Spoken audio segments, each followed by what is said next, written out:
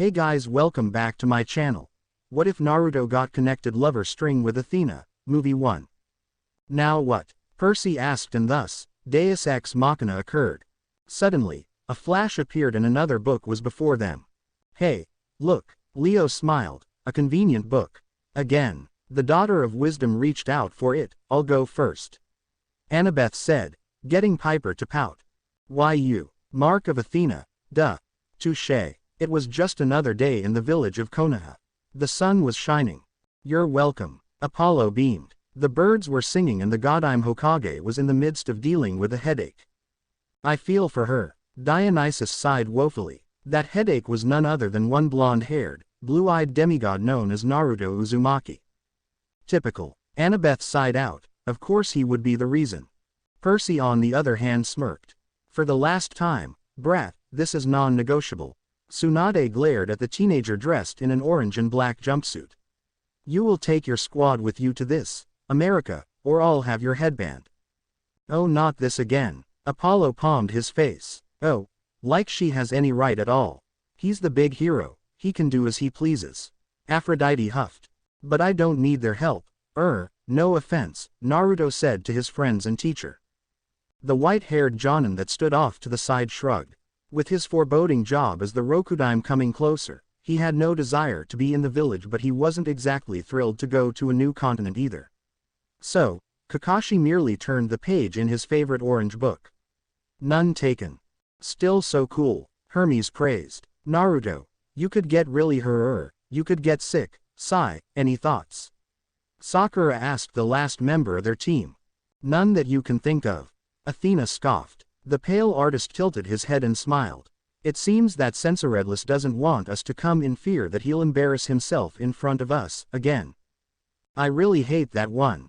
The love goddess frowned. I hear you, Mom. Piper scowled at the pasty pale guy.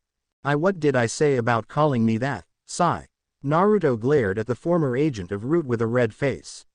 The pale shinobi just laughed softly while Naruto crossed his arms and pouted. Stupid nickname. Sorry, Naruto, Sai said with a small smile. But if we're being serious, Tsunade-sama has a good point. We could get information on this new country. And we could meet this so-called mother of yours, Sakura said with a huff. Oh, she wants to go now. The love goddess challenged. Well, she is your favorite color. Silence, Artemis.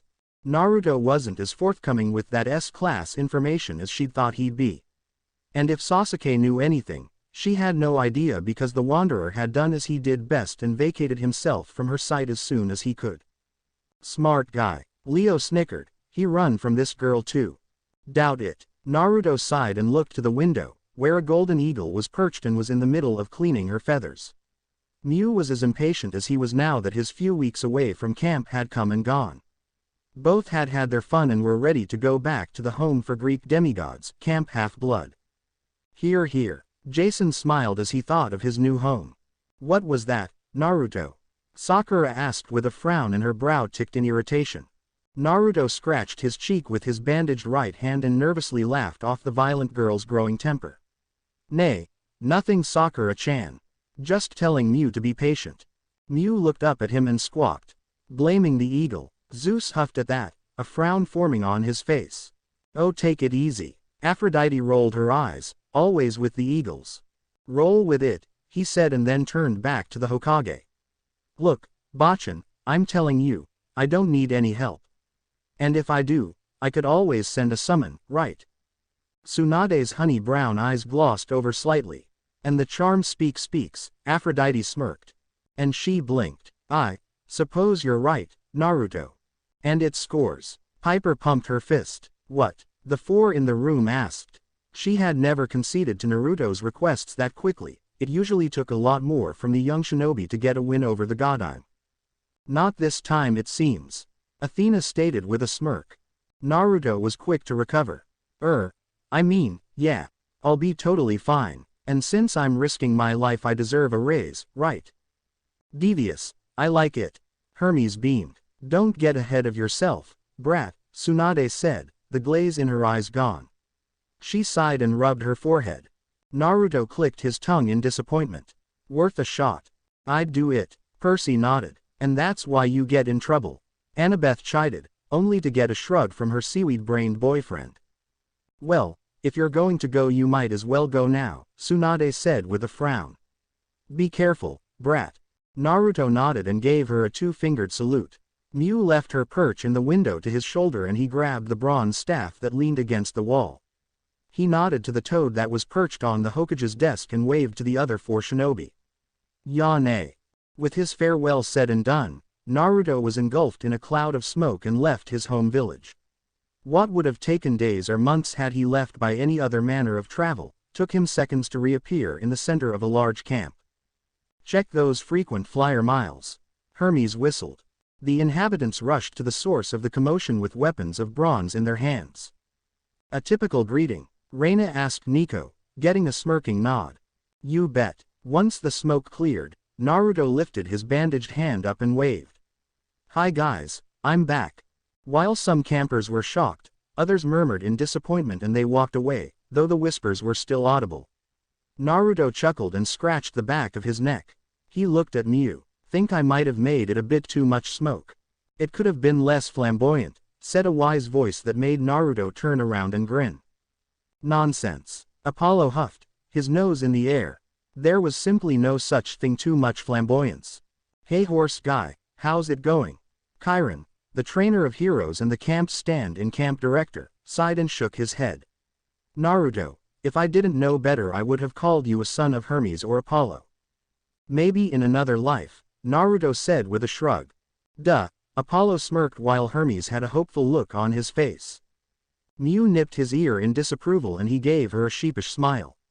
Sorry, Mew. He reached over and stroked her beak, his bandaged hand caught the attention of Chiron. What happened to your hand? We don't like to talk about that. Hazel whispered jokingly. Huh, Naruto looked at him and then at his hand. Oh, right, hey, I'm so used to it. Yeah, my, doctor said to bandage my arm because it's pro-athletic or something.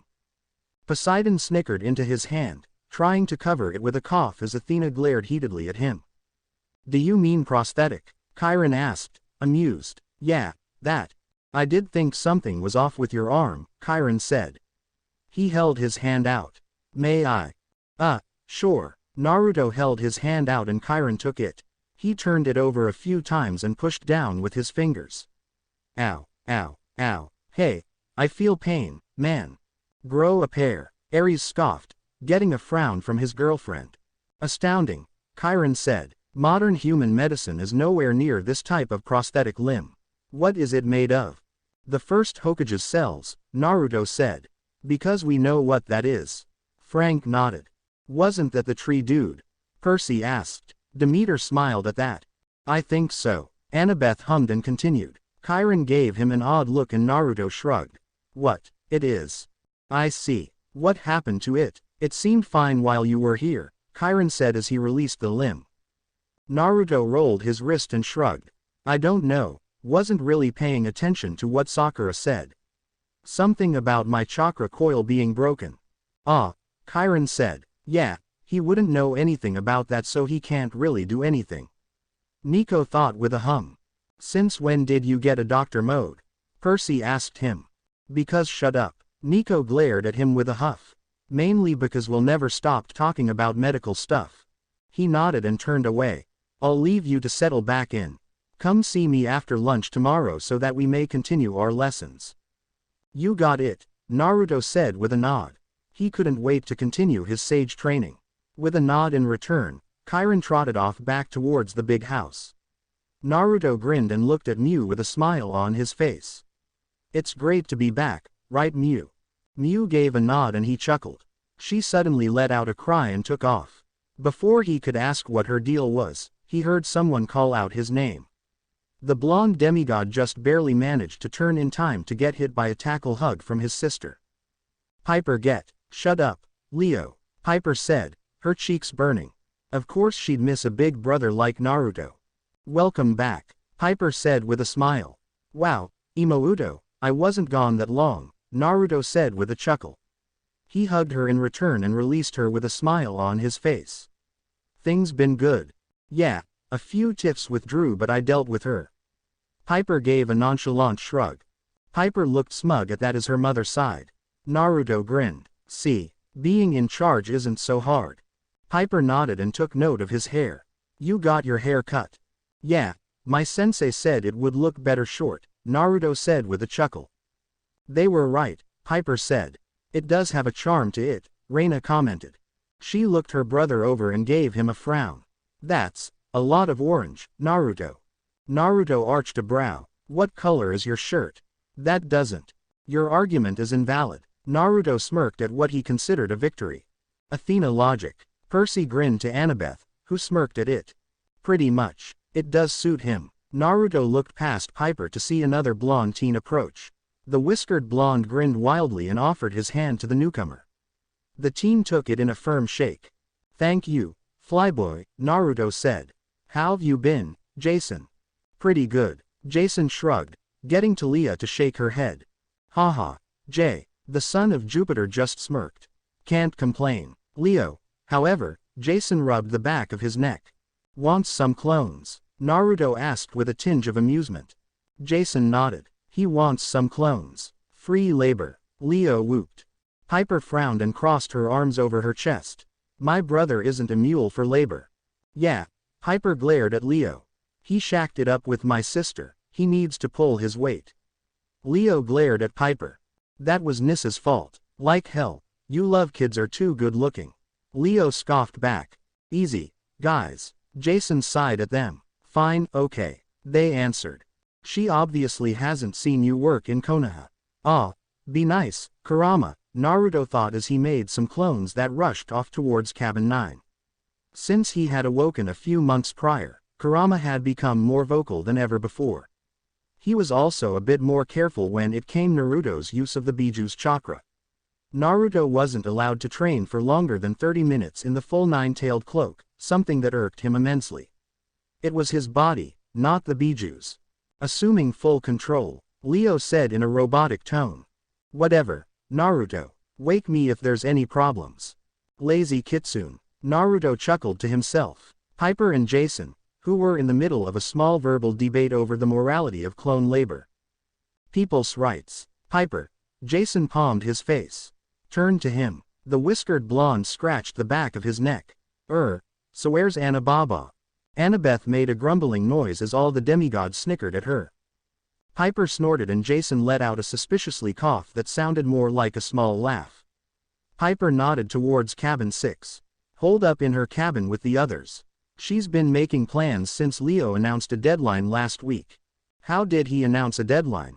Naruto asked. Well, Leo's already had your labor and while you were gone he had his siblings on overtime, all other projects on hold. He compared the 2 times and, after he asked Piper when you were going to come back, made an estimation, Jason said. I'm super smart. Leo shrugged with no modesty whatsoever. Wow, that sounds like math, Naruto said. He gave a look of disgust that made Piper and Jason smile. Math censored. Amen my brother. Percy. Annabeth gave him a look. But the son of Poseidon was sticking to his guns, math censored it. It's not that bad, Piper said. Or that hard, Jason said. You're the beautiful brains and you're the son of a banker, Naruto said dryly to them. He is not. Zeus scowled. His cabin did not look like a bank.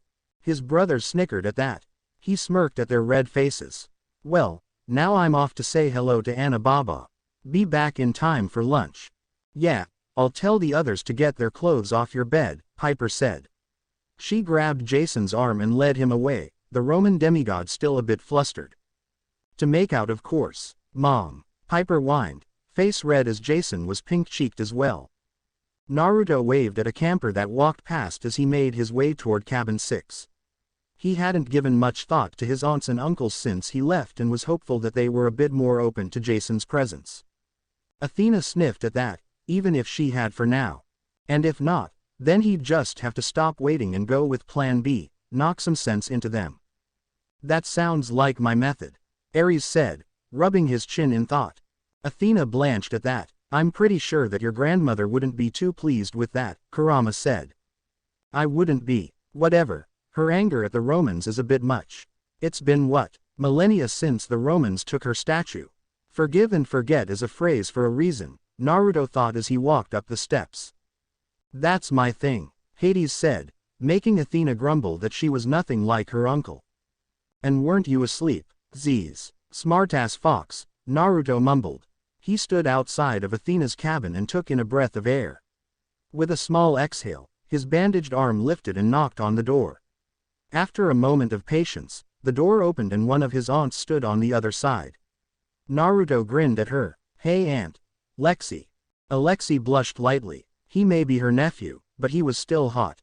A cat call went out and Athena gave a vicious look to the innocent-looking Apollo. Now, Athena, not need to get your panties in a twist. Aphrodite said with a wicked gleam in her eye. Don't you dare, the wisdom goddess threatened. I haven't the faintest idea of what you are talking about. Hey Naruto. Anna B. Whatever he was going to ask was cut off by the sound of a throat being cleared. The two looked behind Alexi and found a teenage girl with honey blonde hair and princess curls standing there. Her arms were crossed over her chest and her eyes were steel cold. That's Annabeth all right. Percy nodded affirmatively. Alexi, please go help Malcolm with Plan Theta Chi, Annabeth said as she glared at Naruto. The last thing she needed was for her cabin to recall what her nephew liked to call her. So touchy, Annie. Quiet, Leah-chan, Annabeth shot back, getting a scowl from the hunter. Right, later Naruto, Alexi said as she ducked back into the cabin. Bye, Naruto said cheerfully before he held his arms out. Aunt Annabeth. Annabeth continued to glare at him. She mad? Piper asked Percy. I missed you. Annabeth still glared. Oh yeah. Percy nodded to Piper's question. Naruto started to sweat under the gaze and lowered his arms. I'm sorry I didn't come say goodbye before I left. Another note. Really, Naruto? Annabeth asked. Busted. Apollo and Hermes sang out, grinning like fools. Naruto rubbed his neck. Well, things were tense and I figured it'd be better if I just left without much fuss. You caused a delay on the Argo too, Annabeth said with a frown. And I had to deal with Nissa's whining. Hephaestus and Leo grunted as one at that. Naruto winced. Note. Apologize to Nissa. Kurama snorted. You're just horny. Nothing wrong with that, Aphrodite tittered. Her husband begged to differ if his look had anything to say about it. Awake again. Naruto's question was met with the sound of forced snoring. He smiled apologetically. Would it help if I said I was sorry? You should be sorry. Annabeth glowered at him. Naruto pouted at her. Annabeth stood strong like a wall made of steel. Iron Maiden. Talia bounced her head with some metal music humming from her lips. Annabeth laughed at that one. That's not going to work, Naruto. What can I do to make it up to you? Naruto asked with a sigh. He really didn't want his aunt to be mad at him for something his ex-friend with benefits did. Talia made a grunting noise at the titles. Not looking pleased. Annabeth looked at him for a moment before she became slightly nervous and pulled him aside and away from the door. The look on her face made Naruto worried. He'd never seen anything like that didn't involve Annabeth's missing boyfriend Percy Jackson. Percy gave Annabeth a half hug, one she returned before she continued reading. After she double-checked that no one paid any particular attention to them, Annabeth looked at him. I saw Mom, she said softly. Oh, joy, the blonde whispered as Athena looked stony. Naruto blinked and frowned. But didn't Zeus put the gods on lockdown? It wasn't exactly Mom, though, Annabeth said. You've lost me, Naruto said. Could you be less cryptic? Percy asked. Well, since you were so dense, I've learned how to be. Annabeth huffed at his lack of knowing when she started liking him. It's not that hard, Kurama said. Yuck it up, fuzzball. Naruto looked at his aunt, still confused. I saw Minerva, Annabeth breathed out. She gave me a gift. Not fun. Annabeth frowned. I get the feeling this isn't one of those awesome godly gifts, Naruto said. Annabeth's grimace confirmed his concern and she fished a hand into her pocket. Out came a silver drachma that had an owl on it. A brilliant maneuver during such a dangerous time, Athena. Hera sniffed, getting a dirty look from the goddess. It worked in our favor in the end. The wisdom goddess said firmly. I got a quest, she said. Annabeth's grimace turned into a sheepish look. And my hat doesn't work anymore. We had a spat. Over her boyfriend. Aphrodite smirked. Oh, she loved the drama. Naruto stared at her. You had a spat, with a goddess. With a goddess, Annabeth said. Naruto's confused frown turned into a wide grin and she scowled at him. That's not a good thing, Naruto. Ugh. You're just like him, I swear. I'm pretty sure that's a compliment, Naruto said. It is. Percy smiled as Annabeth rolled her eyes. Annabeth rolled her eyes. Anyway, I have to find her statue. Naruto's smile died into a look of shock. Wait, statue? Like, the Parthenon statue? Bingo. I'm in. That was quick, Reina commented with a blink. But in his character, Athena noted. Annabeth was taken aback by the serious look that overcame Naruto's features. What? If we get the statue back, Athena will stop with the whole anti-Roman agenda, right?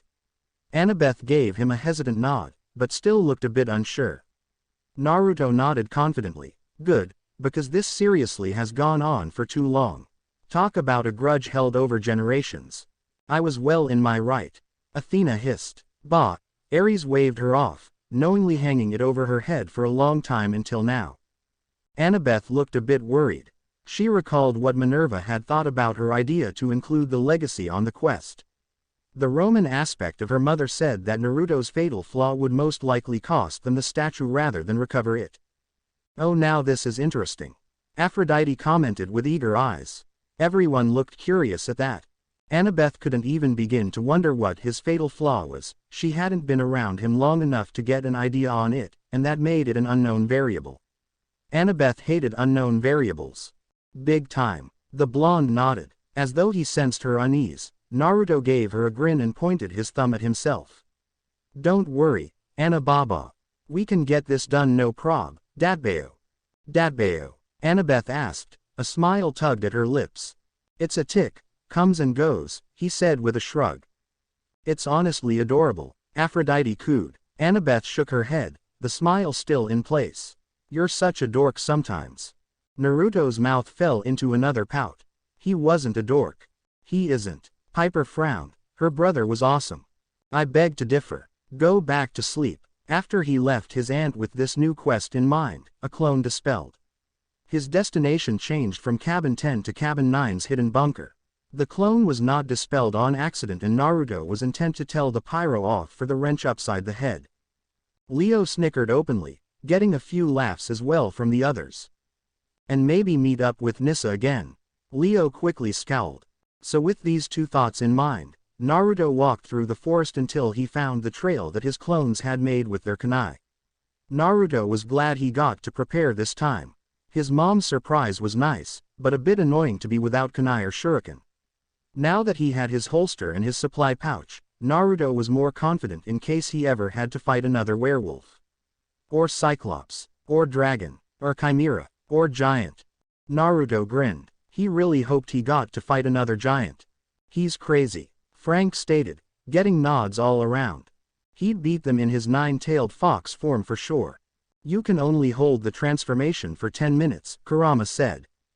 They won't know that. And besides, I could practice to hold it longer if someone let my train in it. No. But Kurama, no. I'm still recovering and prolonged transformations would split me in half. Your body can't handle my chakra splitting. Lame noises, Percy said in a dull tone. Naruto pouted. So not fair. Octopops can transform for as long as he wants. Well, that's because Gyuki hasn't been split in half by Kurabi's father. That's not Dad's fault. Kind of. Poseidon smirked to Athena, who scowled at her rival. Kurama snorted. Kind of, he says. Bah, you're just biased.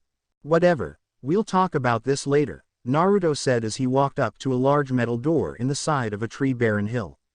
Naruto banged his bandaged fist on the door several times. Leo, open up. You don't hit me with a wrench. I do what I want. The door's handle turned before it opened and the elfish son of Hephaestus smirked at him from the other side. It was just a clone. We resent that. Came from the inside. They have feelings too, Leo. Piper chided her friend. Leo snorted. You're just bias. He said while crossing his arms. Yeah, you don't have to deal with them, Naruto said as he walked in. What's up? Only the baddest of airships to ever be created, Leo said. He led Naruto to the main workplace at the end of the bunker. Naruto gaped at the half-finished skeleton of a ship that his clones were being used to finish. It was huge. That's what she said. Ares. Hera glared at her snickering son. Leo grinned at the look on Naruto's face. Like what you see. That is one big boat, Naruto said. Leo nodded. Soon enough we'll be able to sing. I'm on a boat, on that big boat. I hate that song. Percy frowned. Poseidon looked stunned. I rather enjoy it. You would. Athena said scathing, getting a hump from her rival. Still seems like someone's compensating. Leo blinked. Okay, that hurt. The boy sulked. A girl walked up to them and Naruto smiled at her. Her dark hair was pulled back under her red bandana and her body glistened with sweat from hard work, giving her the look of a bronzed statue. Nissa smiled slyly at Naruto and then looked at her counselor. Lies. Leo glared at his sister. What would you know? That I'll forever compare guys to him, Nissa said as she pointed at the whiskered blonde. Walked right into that one. Nico whistled. Shut up, Leo told the son of Hades blandly. Leo glowered and Naruto laughed sheepishly while he scratched his whiskers. Nissa bypassed her brother and grabbed Naruto by the front of his pants. Wow, bold one, hef. Apollo whistled as Aphrodite was a giggling mess. The Smith god just groaned. Catch you later, Leo. Thanks for popping that clone for me. No, not in my bunker. Leo chased after them to ensure they left. My sanctum, Leo cried out. Isn't this a bit too fast? Naruto asked his ex. Nope. Naruto stumbled out of cabin 9 early the next morning, his hoodie unzipped and revealed his bare chest. His fishnet armor that had previously covered him was ripped to shreds thanks to Nissa's urgency. Meow. Hermes blinked. Now you wonder why I go for the ones 15 and under. Artemis dryly commented. That was a waste of a perfectly good shirt. The love goddess frowned. Still, at least it was a wild ride. Hephaestus' beard started to heat up. Shame, too, that was the only fishnet shirt he brought with him. Naruto ambled over to cabin 10 and attempted to quietly open the door. Unfortunately for him, one irate Piper McLean pulled the door open before he could try to sneak in. Busted censored her. Leo grinned viciously. She took one look at him before she sighed. Not even one day. She jumped me. Naruto chuckled nervously. Like a mountain lion. Everyone but the builders snickered at that. Shut up, Drew. Piper glared at the Asian girl and then turned back to her brother. No ramen for lunch or dinner for the next week. Wow. Hazel whistled. Aim lower, Piper. It had to be done. The charm speaker huffed. Naruto's jaw popped open. Wah but, she jumped me. And she wrecked my fishnet. We can make more if you want them, Lacey said. Lacey. Piper almost shrieked. The giggling 14-year-old should not know, let alone consider making that article of clothing. Piper had heard of fishnet before and it was borderline X-rated clothing in her opinion. Not really, Aphrodite affirmed. Mom, strippers wear them. So, Piper messaged her temples. Naruto pouted. But ninja wear it to protect their bodies. It's legitimate shinobi gear. No. Piper frowned at her brother. Just get a camp shirt and get dressed, and for mom's sake take a shower. You smell of the glorious morning after. Apollo. Artemis glared intensely at him. What? It does. The others in the cabin giggled or snickered while Naruto walked in with his head hung. Shame on you, Naruto. For shame. Oh, shut up Kurama. As he walked into the bathroom, Naruto heard Drew say, "You're just jealous you haven't gotten Grace yet." Jason's face turned scarlet as Piper choked on air. Talia glared at them. "You better not have," she said sternly. "Talia," Jason shouted in protest at her even thinking that. Piper sputtered for a moment before she elegantly put their sister in her place. "Shut up, Drew." "Nice one, Piper." Annabeth giggled, getting a pout from the daughter of love. "Oh shut up. Ooh. I bet Jason would look good in a fishnet shirt," Lacey said. "Traitors." Piper cried out, red-faced. Her head felt light at even thinking of Jason wearing something so gothic. Naruto snickered at the thought and he outright laughed at Piper's reaction. Lacey. A few weeks passed. Naruto had his clones spread far and wide throughout the camp and he focused his attention on the camp's new addiction. It was something that all of the campers were preparing for, despite the preparation for the next journey aboard Leo's ship. There was a competition coming up and Naruto was determined to rank at least in the top 5.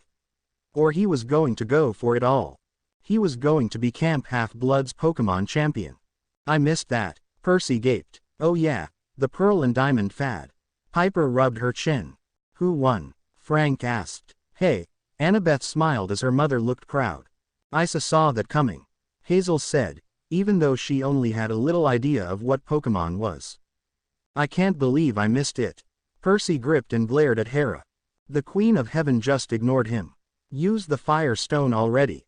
He has 6 tails. The slug's number. If he bears my name, he should have 9. Backseat gaming. I hate that man. Leo frowned. Totally threw off his mojo. Shut up. Hope Kurama is only at level 20. If we use the Fire Stone on him now, he won't learn any good moves. Naruto thought as his thumb tapped the A button on his Game Boy DS.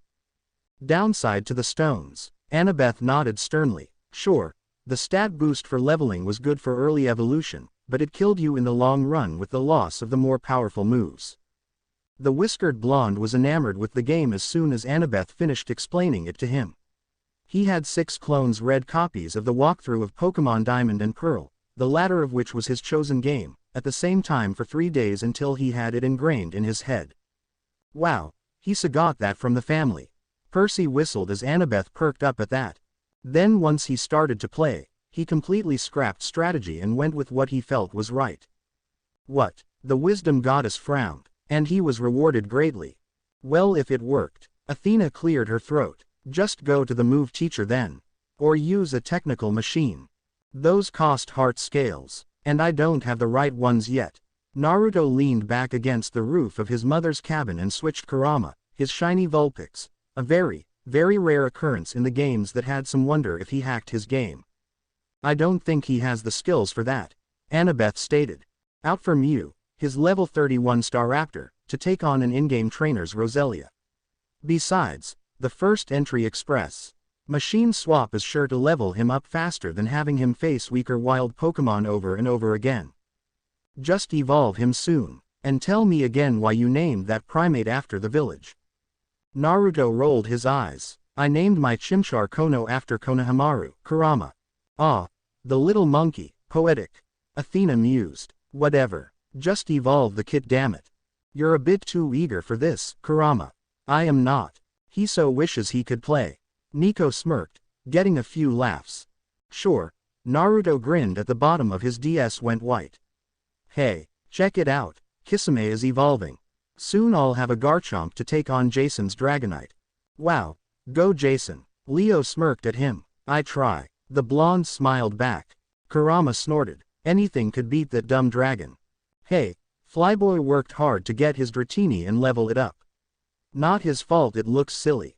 Besides, it's orange. Naruto grinned. That always made up for any faults.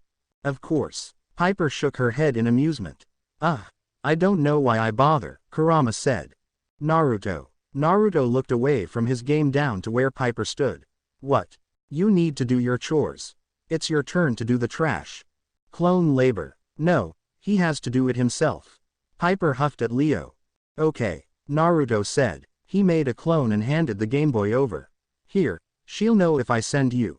See, Piper smiled. Yeah, beauty queen. Leo waved her off.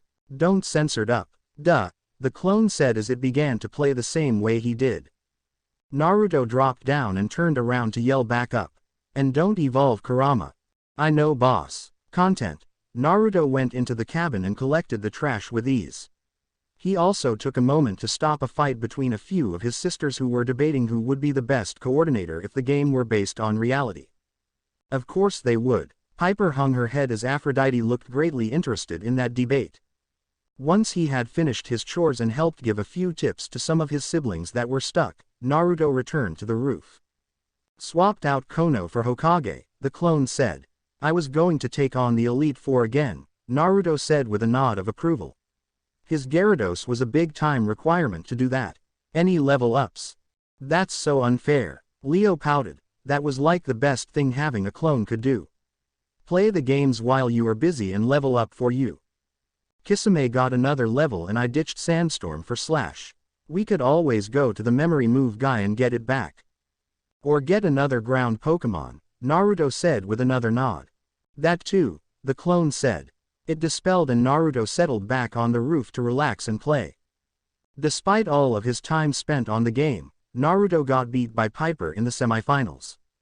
Piper nodded. While her dad was always busy, she acquired Mad Gamer skills over the years.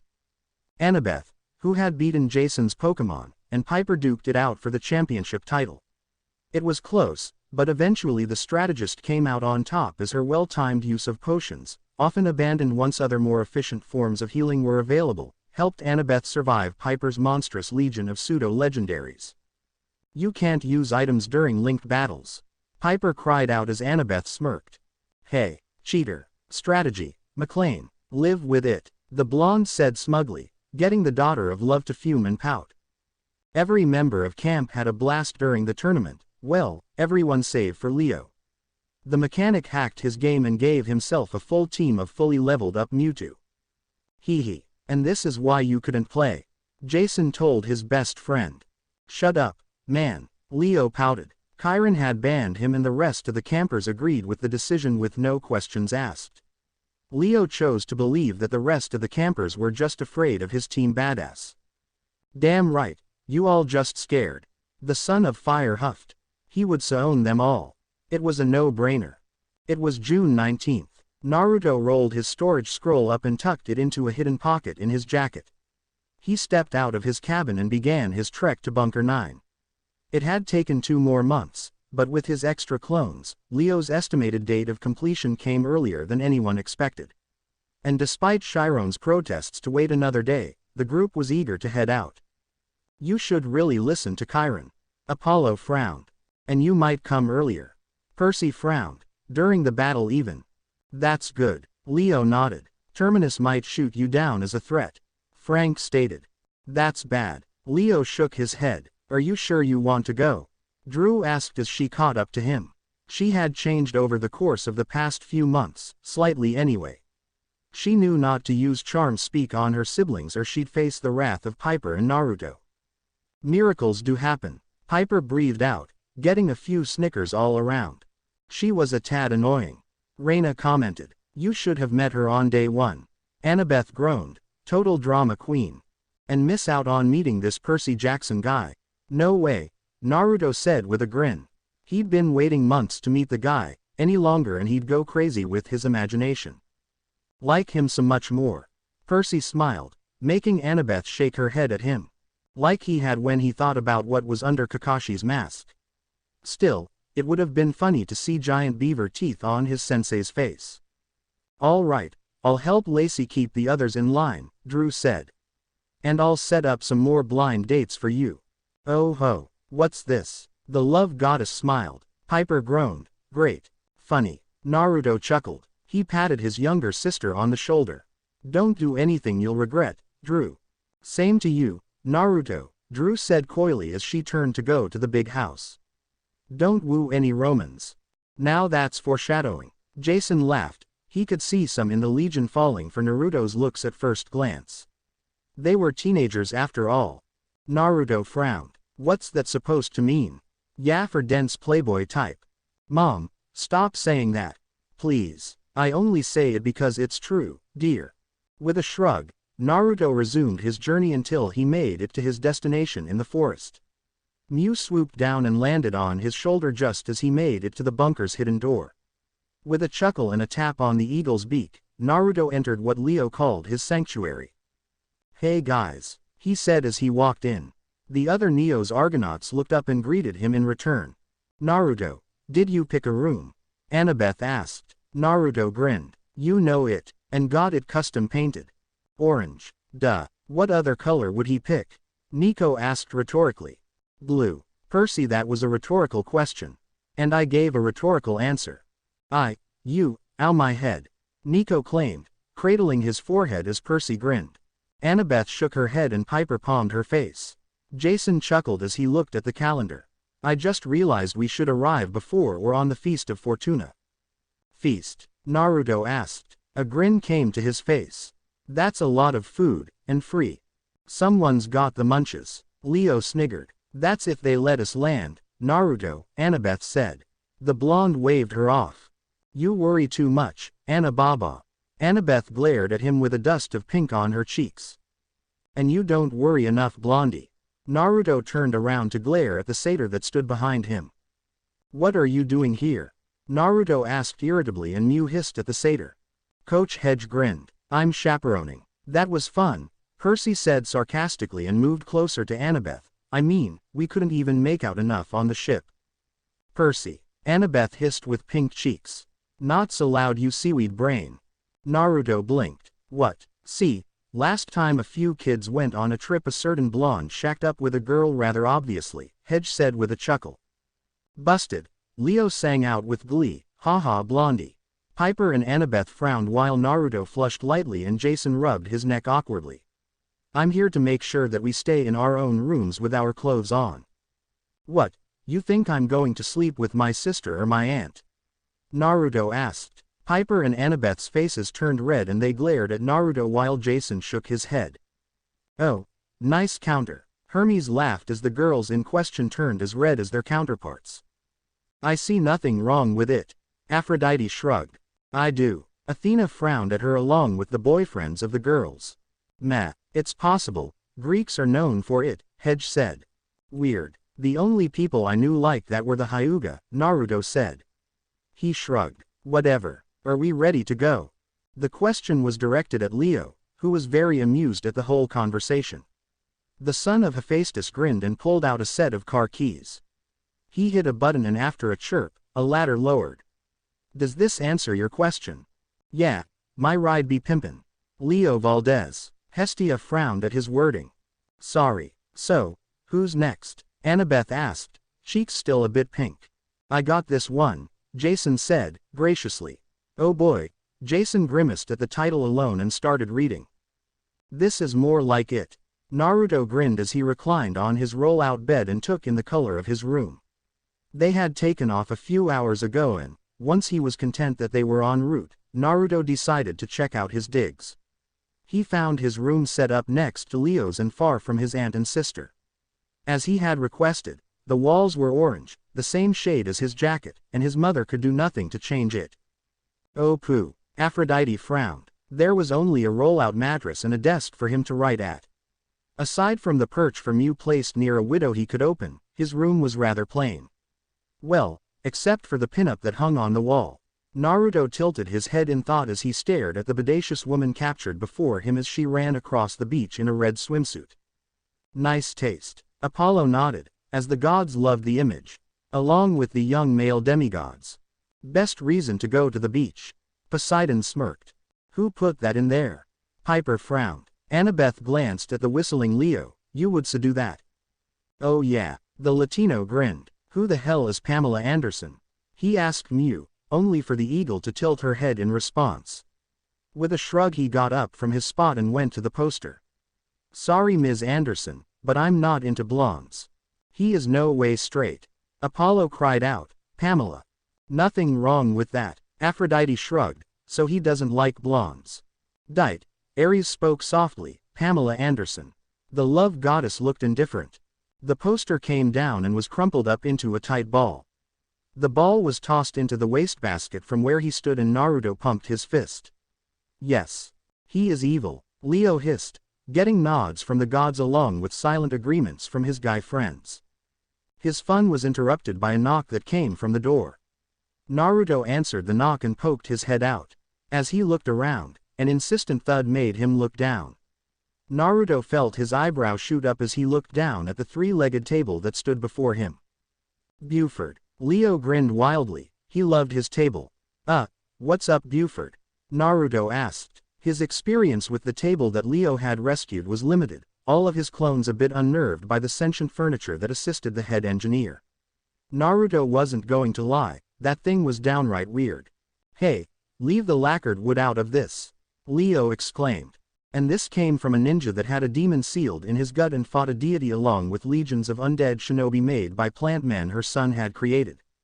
I got nothing to say to that. Percy admitted, that was just weird. Totally. Nico nodded. The table shuffled on two of its legs and let some steam out. Finally it pointed towards the deck and Naruto snapped his fingers in understanding. Oh, Leo wants me, right? Buford stomped its feet and Naruto decided to take it as a yes.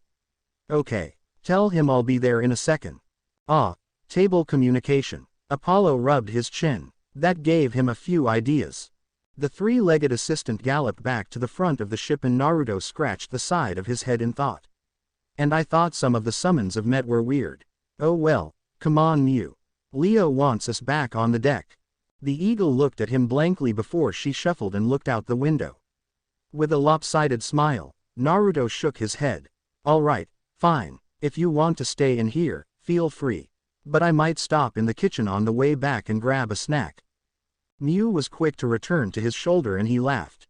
He poked her in the stomach, which made her nip at his finger, before he stroked her beak. You're a little glutton, aren't you? I wonder why. Hades mused, glancing at Zeus. The lightning god soon glared at him. Says the insatiable ramen inhaler. Burn from Foxy. Leo grinned. Shut up, Kurama, Naruto said with a pout. The blonde son of Aphrodite slipped his hands into his jacket's pockets and sulked to the deck where his friend awaited him. With a sigh he looked up just in time to catch Piper come out of her own room. A smile replaced his frown. Hey Imouto. Piper turned and smiled at her brother. Hey Naruto, how's it going? Meh, it could be better. I could have a never-ending supply of ramen and my bunk at camp could be surrounded by orange, Naruto said. He glowered at her snicker. Oh yeah, yuck it up. Anti-ramen evil Imouto. Piper, queen of evil, I like it. Shut up, Leo, you deserved it, Piper said as she rolled her eyes and crossed her arms. I only pray that Camp Jupiter doesn't have a supply, otherwise you may never leave. Well, Reina trailed off with a laugh, they did have takeout after all. That is a legitimate concern. Shut it. Naruto ignored the Biju snicker and pouted at his sister. What, are you afraid that I would leave the camp for a bunch of ramen? That's hurtful, Imouto. It's a legitimate concern, you worship those noodles like they themselves are gods, Piper said with a snort. The noodle god, Hermes gasped. All worship his majesty. Apollo herald. Zeus gave them dry looks at that. He was not amused. Naruto frowned. It's the food of the gods. Naruto, what god or goddess eats noodles? Piper asked. Inario Kami, he said with a smirk. Piper frowned at him. That's not. Our mother is Aphrodite. If she exists, then who knows what else exists. True. Percy nodded as the gods looked the other way at this, finding the floor or ceiling very interesting. Piper narrowed her eyes. Touché. Naruto grinned. Point for me. Be careful who you say that to, Piper said with a frown. She didn't want her brother to get smote because he had to be right about his precious noodles. The noodles cannot be silenced, Hazel declared, getting laughs all around. I'm sure Demeter would back me up, Naruto said with a shrug. At least, I think she would. Kendra did. Oh, Demeter blinked. Piper's eye twitched. Kendra only did that so she could get in your pants. Demeter gaped at that while Hades was in stitches. Oh my, it certainly says something. Does it not, sister? Be silent, Hades. The wheat goddess fumed, the reed of corn in her hair popping popcorn. Well, it worked. Piper closed her eyes and let out a breath as she thought about the few girls that Naruto had dated between the time of his return and their departure. Aphrodite clapped and giggled. Oh, details. She demanded. Kendra was one of the nicer ones, who didn't go around and gloat like she had captured the flag from Athena's cabin. Athena pursed her lips at that. Her legacy was a trophy for girls now. That certainly wouldn't do. Piper wouldn't have minded her if she hadn't started to brag about the censored after they had broken up. Hades just sent his amusement to his wheat-headed sister as she fumbled for words. Admittedly, it was better than the daughter of Apollo that Naruto had dated for a few weeks just before the Pokemon tournament. A disgruntled noise came from Apollo's throat. Piper ground her teeth together and felt her eye twitch at even the thought of naming a daughter after one of your past flames. Artemis asked her twin, who shrugged. It happens. That girl had made it obvious that she wanted Naruto for the censored alone, but once she got what she wanted, she couldn't get enough. Eyes turned to Apollo, who had a twitch in his eye. It was a wonderful day in camp when Naruto returned to the cabin, a bit irritated and down, after he had dumped her. Of course, Piper didn't stop giving her smug looks for the day, but that was icing on the cake. Amen, my sister. Piper nodded. Take that, you hussy. And if that wasn't enough, the other girls in camp continued to dry hump him with their eyes even when he was in a relationship. Aphrodite just looked smug as the gods were grumbling a bit at that. It drove Piper into a rage, and she nearly bit off Drew's head when the girl tried to make light of Naruto being turned into a censored god. Ha! Apollo laughed, when he's got a few centuries under his belt. Maybe. He scoffed as the Toher gods agreed with him readily. Pigs. Athena wrinkled her nose. Aphrodite on the other hand was rubbing her chin. She may have overreacted to that, but still, Naruto was like a puppy. He was so eager to please an innocent, that it seemed wrong for him to be in a relationship with some of the girls at camp. A big puppy, Leo commented, getting a slap from Piper. He needed the right girl to look after him. Piper would usually vent and give her opinions to Annabeth, and it was nice to know that she agreed. It was just hard to find the right girl. I wonder who he does end up with, Reina said with curiosity. Hopefully someone who can keep him grounded. Annabeth commented. Piper. Hello. Piper blinked as Naruto waved his hand in her face. You there? Sorry, I was just thinking about something, Piper said with a sheepish smile. Naruto blinked. About what? Piper hesitated for a second. What we'll encounter at Camp Jupiter. Bad things, Leo said, remembering how that went for them. He didn't see it being any different. Oh, yeah, I can't wait. I wonder what they act like, Naruto said with a grin. I bet their capture the flag is really fun. Oh, it's fun. Percy nodded. He liked taking over a fortress. That's if they play capture the flag, Piper said. She rubbed her arm. I trust Jason, but still, Annabeth had been in camp for most of her life and she'd never heard of Camp Jupiter until he brought it up. Because you weren't supposed to know. Zeus rumbled. You're worried about what could happen? Naruto asked as his head tilted slightly. Piper nodded and stumbled forward when Naruto clapped a hand on her back. She glowered at him for his stupid ninja strength. Seriously, she might have bruised from that. Doesn't know his own strength. Frank mused, but he just laughed merrily, unaware of his accidental overpowered pat. Naruto gave her a reassuring grin and pointed his thumb at himself. Don't worry about it, Imouto. If anything goes wrong, I'll take care of it. Besides, I'm sure things will be fine. We're just going to talk, well, Anababas anyway. And enter Murphy. Percy threw his arms in the air. Dude, we know the outcome. Jason pointed out. Still. Piper let out another snort at the nickname he had given Annabeth. I'm sure she will. And give Percy hell for his disappearing act. You mean make out with him? Sure. Piper nodded, getting a flush from the couple. Naruto laughed again. Yeah, that'll be fun. Well, I should get back to the deck. Leo sent his table for me a while ago. Later, Imouto. Later Naruto, Piper said as he walked away. She reached behind her and rubbed her back. Ow. Seriously, he needs to watch his strength. Naruto walked onto the deck and joined Leo where he steered in the protected room. The different machines used to create the control center were a bit too much for Naruto to wrap his head around, so he just ignored most of them and focused on the engineer. Leo stood in a solitary place and steered with two white controls from something called a Wii. The son of Hephaestus' eyes moved from one screen to the next and occasionally looked out the windows. Next to him, Buford steamed and had began to make some sort of hot drink for Leo. Yeah, I'm boss like that. Leo nodded to himself. The others gave small laughs at his mad skills. You called? Naruto asked while Mew flew over to Buford and investigated the concoction that was being created. The table used a thin arm to lightly flick the eagle on the beak, which got a squawk from the eagle. She then pecked the wood table in retaliation. Villainous feathered fiend. Leo gasped out. Yes. First, tell your bird to get off Buford, he said. Naruto rolled his eyes and called Mew back to his side. The eagle glared at the table, which waved another thin arm in anger and steamed heatedly. This means war, Ares said, punching his palm. You're just looking for an excuse. Athena rolled her eyes. Duh. Leo chuckled and hooked the remotes onto the controls. Second, I wanted to ask you for some advice. Me? Naruto asked with a frown. Advice about what? Leo rubbed his neck. Look, I don't want this to get to Jason, so promise to keep quiet. Sure, Naruto said with a shrug. He could keep secrets when it called for it. Okay, so, you know how the Romans and Greeks weren't buddy-buddy back in the day, right? Leo asked. Duh, everyone said. Naruto snorted. That's an understatement. I'm pretty sure if she could, my grandmother would have bounties on the Romans' heads. I would, Athena said with no shame. Yeah, exactly. So, what should I prepare in case the worst was to happen? Leo asked.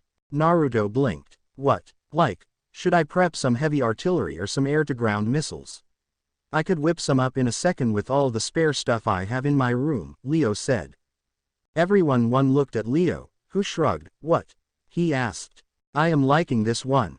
Ares commented. Wait, why are you asking me about this? Naruto asked. Anna Baba would be a better person to talk to, right? Leo rolled his eyes. Yeah, and listen to her prattle on about getting Percy first. No thanks. It was annoying. Leo nodded, getting a glare from Annabeth. Naruto conceded to that. Hey, okay, but why not Jason? Jason would either brush off my concerns or freak out, and I don't want either of those, Leo said. I'm a realist, I wanna be ready for anything. Very wise, Leo Valdez. Athena nodded. Leo, grinning, elbowed Piper eagerly. Hear that, I'm wise. Piper just rolled her eyes. So you decided to ask me? Naruto frowned. You've been in legit war, dude, Leo said softly. Hey, Percy frowned. Ares scoffed at his mortal rival, Firebug's right. Not against monsters or titans, but other humans. Ninjas even. I don't know about you, but monsters aren't as scary as humans who can control elements at their whim, that aren't demigods.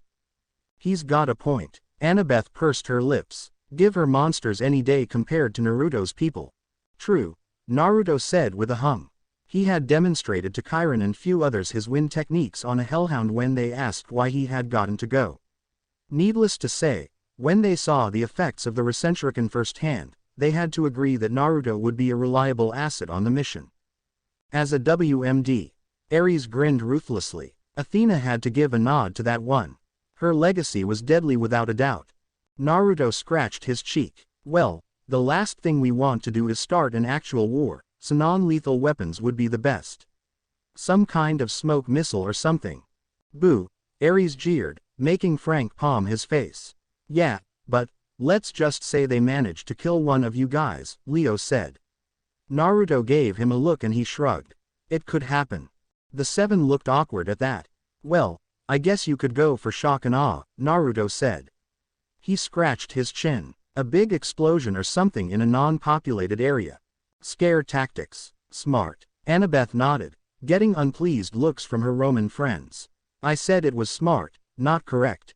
Exactly. We show them we can make shit go boom and they don't mess with us, hopefully, Naruto said. He hummed and cupped his chin. I mean, absolute worst case scenario I go all out, but I really don't want to destroy a whole camp. I'd be a hypocrite if I did. Please don't, Reina said dryly. I'm sure your grandmother would love it, Kurama said. Athena nodded. Perhaps before the rift was mended. Even though she still felt a prickle of anger at the Romans. No duh, but I'm not going to give her the satisfaction, Naruto thought in return. Athena frowned, pouted at this. Leo nodded in agreement. You've got a heck of an evil mind, ninja boy. Must come from Athena. Big time, the Olympians said as a unit, getting the wisdom goddess to huff. Hey, Naruto frowned. Just saying, Leo said. He turned back to the controls and returned to steer. Alright, I'm going to think this over. Thanks for your help. Am I dismissed, Captain? Naruto asked, amused. Begone, peon, Leo said with a wave of his hand. Naruto gave him a mock salute and walked out back to his room. Yes, let Captain Awesome prepare the Doom Ray. Leo cackled evilly.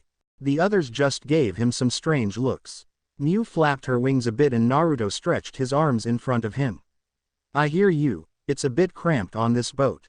The blonde looked up at the tallest mast and then looked at Mew with a grin. Bet I could make it to the top before you. Mew's eye narrowed and she took off from his shoulder, which made Naruto squawk indignantly before he raced vertically off after her. Hey, I didn't say go yet. Typical. Poseidon rolled his eyes. What's that supposed to mean? Zeus frowned. Poseidon just smirked at his little brother. Cheater, Naruto said with a pout to his smug avian friend.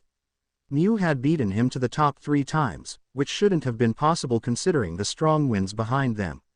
It wasn't until Leo chased them off the deck did Naruto give up at his attempts to beat her.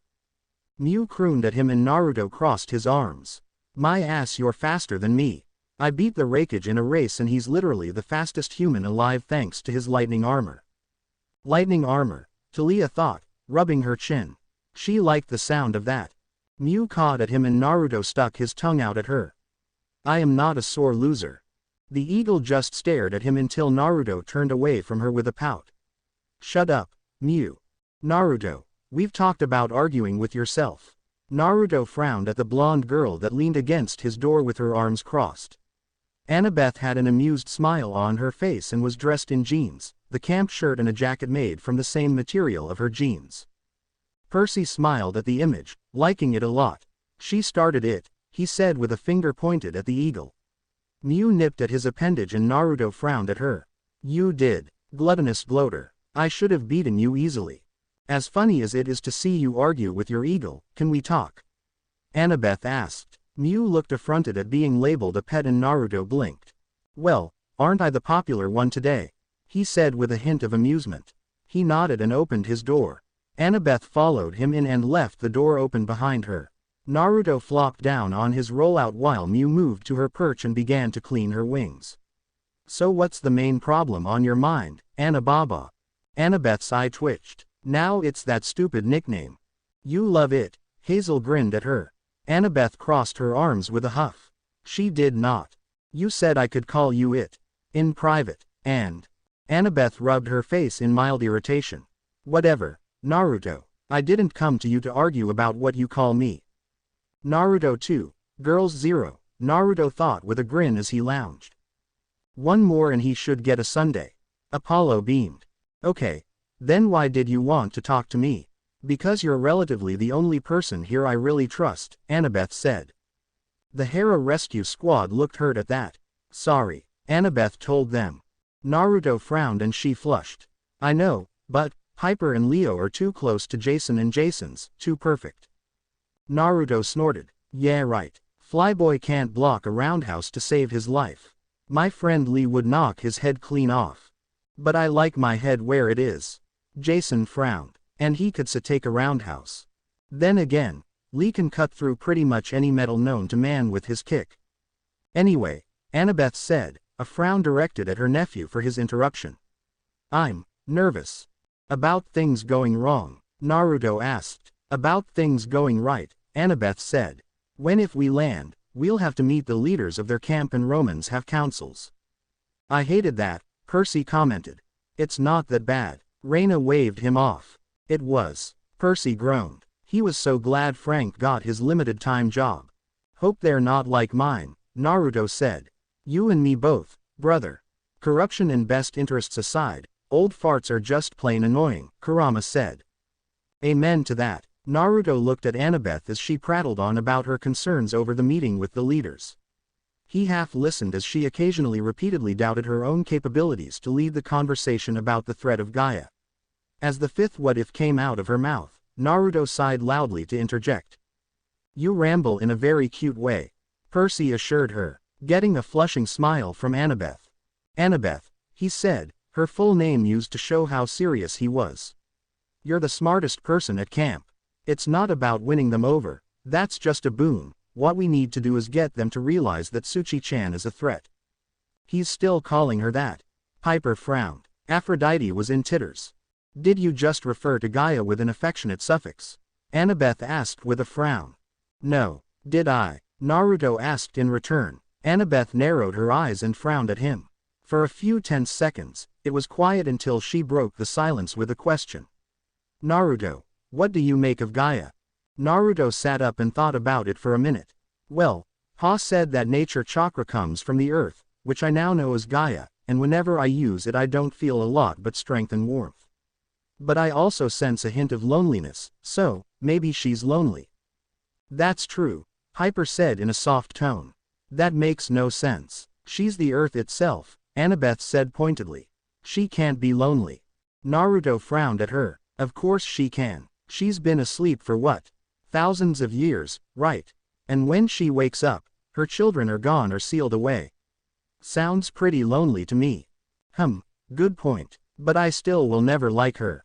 Leo stated. He got blown up because of her. His hand went to his stomach absent-mindedly and Kurama snorted in the back of his mind. Naruto gave a light smirk at his friend's attempt to act tough. Annabeth hummed as she took this all in. Still, I want you to be there with me when we land. Your charm speak should help greatly. Yes, brainwash us, Reina told Annabeth dryly, who just gave a sheepish look back. Best be prepared, right? I don't have it, Naruto said with a roll of his eyes. Honestly, when would the campers get it through their heads? He just had, as Leo put it, mad speaking skills. Though he did wonder why it felt like Leo made fun of him. I was. Leo nodded affirmatively. Annabeth rolled her eyes. Sure you don't. Fine, I'll be there. Won't be a lot of help though, Naruto said as he flopped back onto his bed, his arms acted as a cushion for his head. Anything else you need to talk about? A certain son of Poseidon, for instance. Ooh, Talia sang out, getting a push from Annabeth. Shut up, Naruto, Annabeth said with a light flush. Naruto sat up and interlaced his hands together over his chest while he made kissy faces. I'm sure he misses you, Annabeth. He's doomed. Percy shook his head. Die. He was hit with a pillow and then tackled to the bed, the pillow being thrust into his face while Annabeth told him to die over and over again out of embarrassment. How to hide the body? Annabeth pursed her lips. Annabeth. Hyper glared. What? He made me. He might've. He was laughing hard enough to. And the suffocation did little to stop it. Of course, their actions attracted the attention of a certain satyr. Aha, I knew it. Out. Get out and go back to your own room. Hedge said to a blood-red Annabeth. Assaulted by my own aunt. Naruto wailed while he hid his face. Annabeth caught sight of a hidden smile and glared at the blonde. How could you cheat on me? Percy pouted at his girlfriend jokingly. Percy, Annabeth shouted, her face a blazing red. Fuzzy pants, how could this happen? That's. Annabeth failed to give a proper response. That's a good question, Hedge said with a growl. He pointed at Annabeth while she fumbled over her words. Never thought I'd see this day. Shut up, Talia, the embarrassed daughter of wisdom cried out as her supposed friends laughed at her. You, get back to your room. And Blondie, you stay here until I get back. Why yes sir, Naruto said with a large sniff. Oh you are so dead, Uzumaki. I thought you loved me. Annabeth's hands were making strangling motions now. Percy inched away, just to be safe.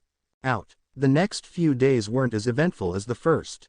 Annabeth had finally cleared her name in Hedge's eyes when Naruto admitted that they weren't doing anything of the sort. Hedge seemed to accept it when Naruto laid out all the facts. 1. She's his aunt. 2. The door was open. 3. She's his aunt. 4. Why would she threaten to kill him if they were doing that? And finally, she's his aunt. Closing parenthesis. Leo rubbed his chin. The facts, they do not lie. Indeed. Apollo nodded, and let Annabeth have free roam once again. Naruto, however, regretted it as Annabeth tried to make true on her promise and chased him repeatedly to his room, only to be stopped by the door slammed in her face each time. Around the third day, it stopped and they reconciled. That and Leo threatened to kick them both off if they messed up his ship any more than they already had. Which, in Naruto's opinion, was because Annabeth got a bit too close to the walls while she was stab happy. Never seen that before, Percy commented, getting Annabeth to pinch his arm. Currently, Naruto was at his desk working on a few papers he had to fill out before he could get promoted to Jonin. He sighed and rested his cheek in his hand as he flipped to the third page. The paperwork gets more detailed as you get older. Maybe I should have just stayed a genin and then become Hokage. Responsibility is important. Athena chided her legacy. If he was promoted, he should take it.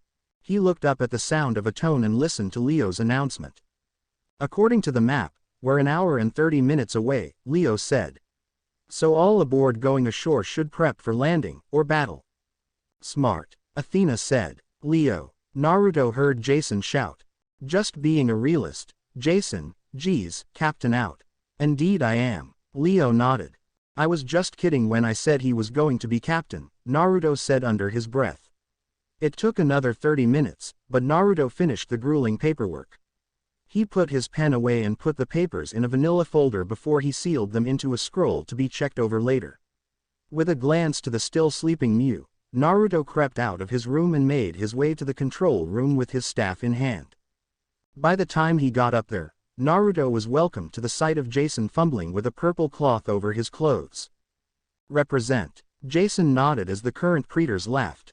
Annabeth triple-checking her plans and notes and Leo doing some weird exercise with the controls. Wii Fitness. Apollo beamed. Piper went over to help Jason with his cape, so Naruto decided to meditate by the door. As soon as he reached out with his chakra, he wished he hadn't.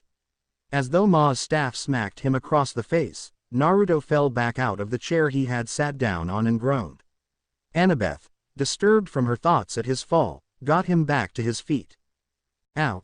Naruto rubbed his head. Someone out there doesn't want to be hit by chakra. Oh no. Reina palmed her face. She could literally feel what was to come. No attack shall breach my barriers. The 5 teens looked to the source of the new voice and found a statue that was not present before. It was that of a man, but armless and nude from the waist up. From the waist down, he was no better than a giant brick. The gods snickered a bit at their fellow god. Joy, Percy said dryly. So, who brought the automaton on board? Leo asked. The statue scoffed at the title. I am no machine, he said with a sneer. His head tilted when Naruto poked at him with his staff. Athena's lip curled upward. Not metal, Naruto said with a nod of confirmation. This dude's as hard as a rock and feels like one too. The statue glared heavily at him. I know not what you are, demigod, but you will do best to get that weapon off of my face before I destroy it along with you. No need to be so mean about it, Naruto said, his staff returned to his side. He lifted his other hand in greeting. Name's Naruto Uzumaki, sup stone guy. The stone guy glared daggers at the blonde. My name, Gracis, is Terminus and you would do well to remember it. I am the god of boundaries that protects Camp Jupiter. Why don't you have arms? Naruto asked. All eyes went to him and he shrugged.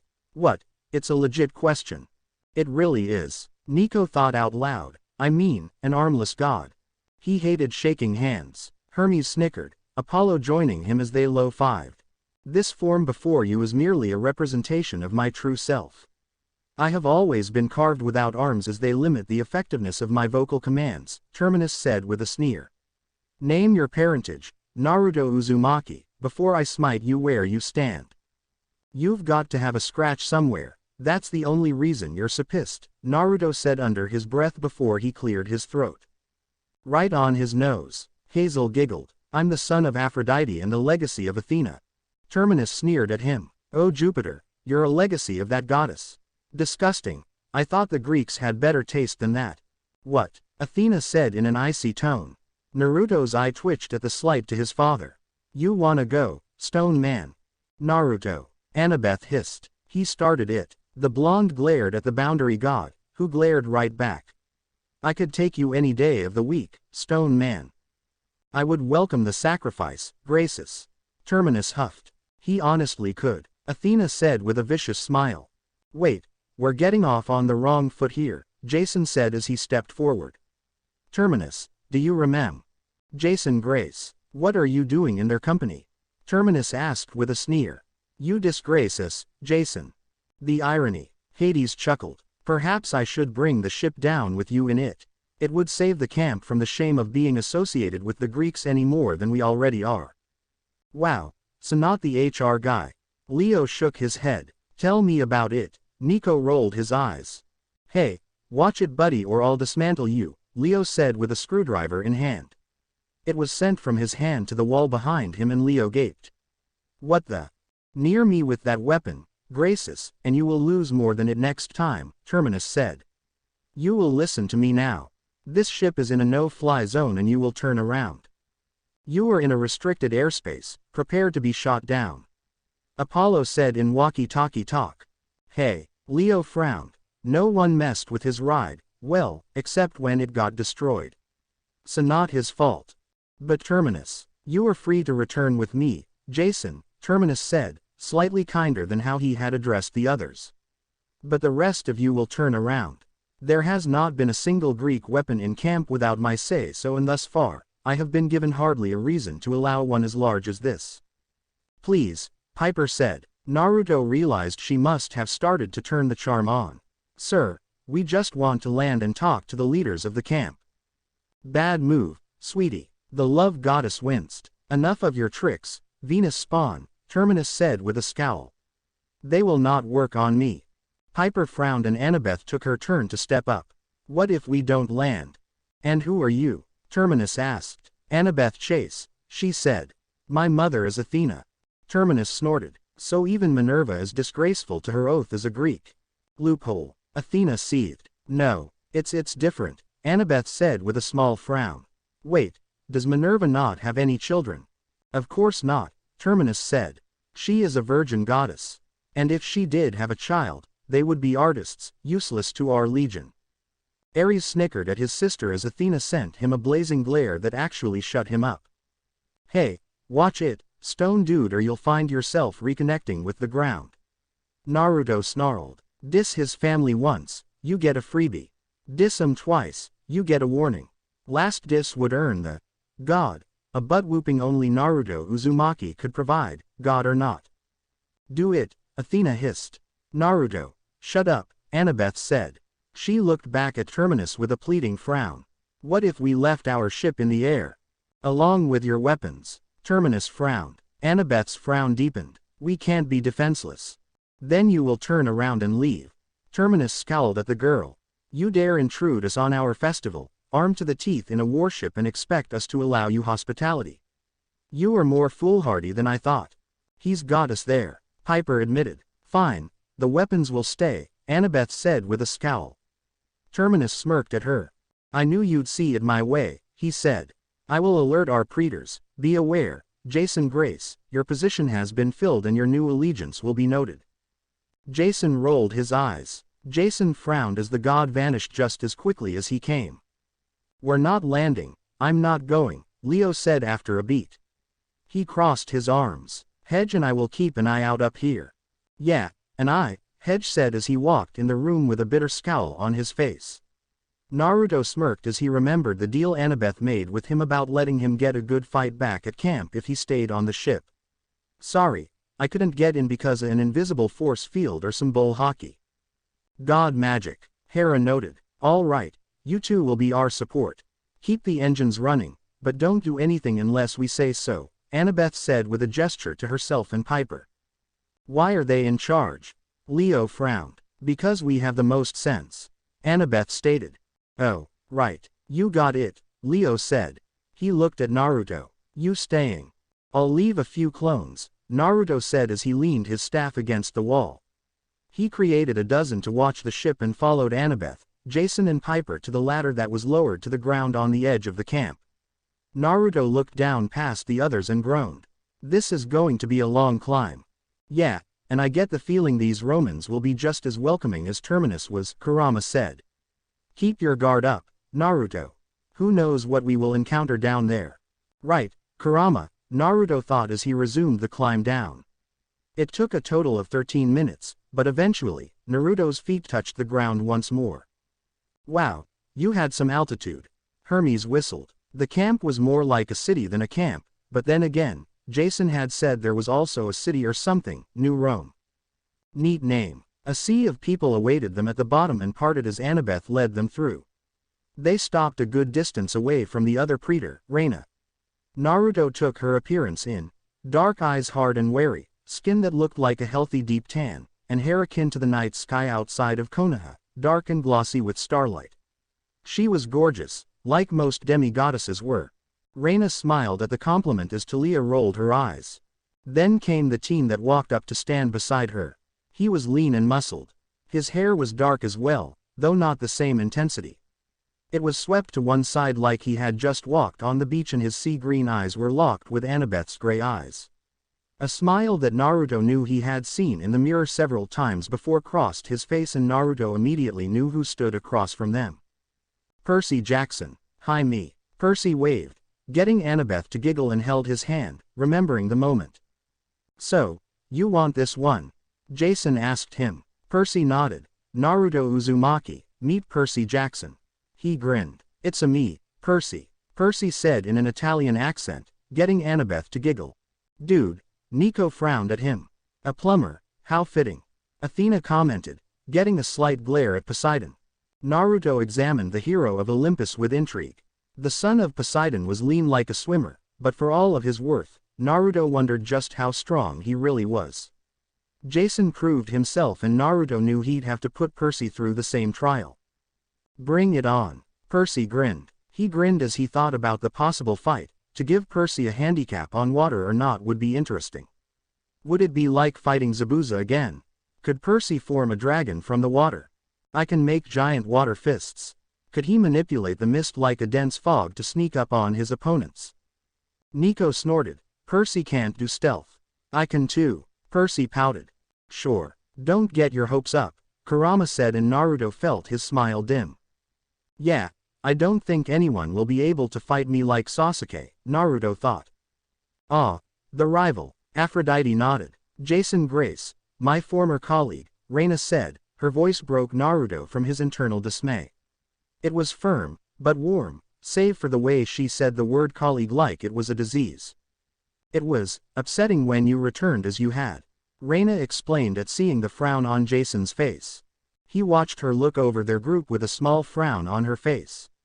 I welcome you home. And these, your friends. Annabeth and Percy suddenly shot forward. Naruto's eyebrows shot up as the couple embraced in a kiss. Talia whistled. Wow, no restraint. Damn right. Percy grinned wildly as Annabeth flushed at the scene. Stupid hormones. Huh. Didn't see that coming.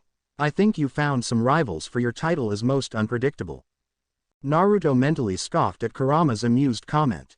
Yeah right. Let's see them use the reverse Oroike no Jutsu on Kagaya. Aphrodite was in titters at the technique as Artemis gagged in repulsion. Ugh.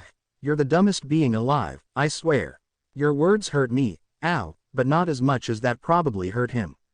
Naruto thought with a wince as Annabeth suddenly hip-tossed Percy Jackson to the ground.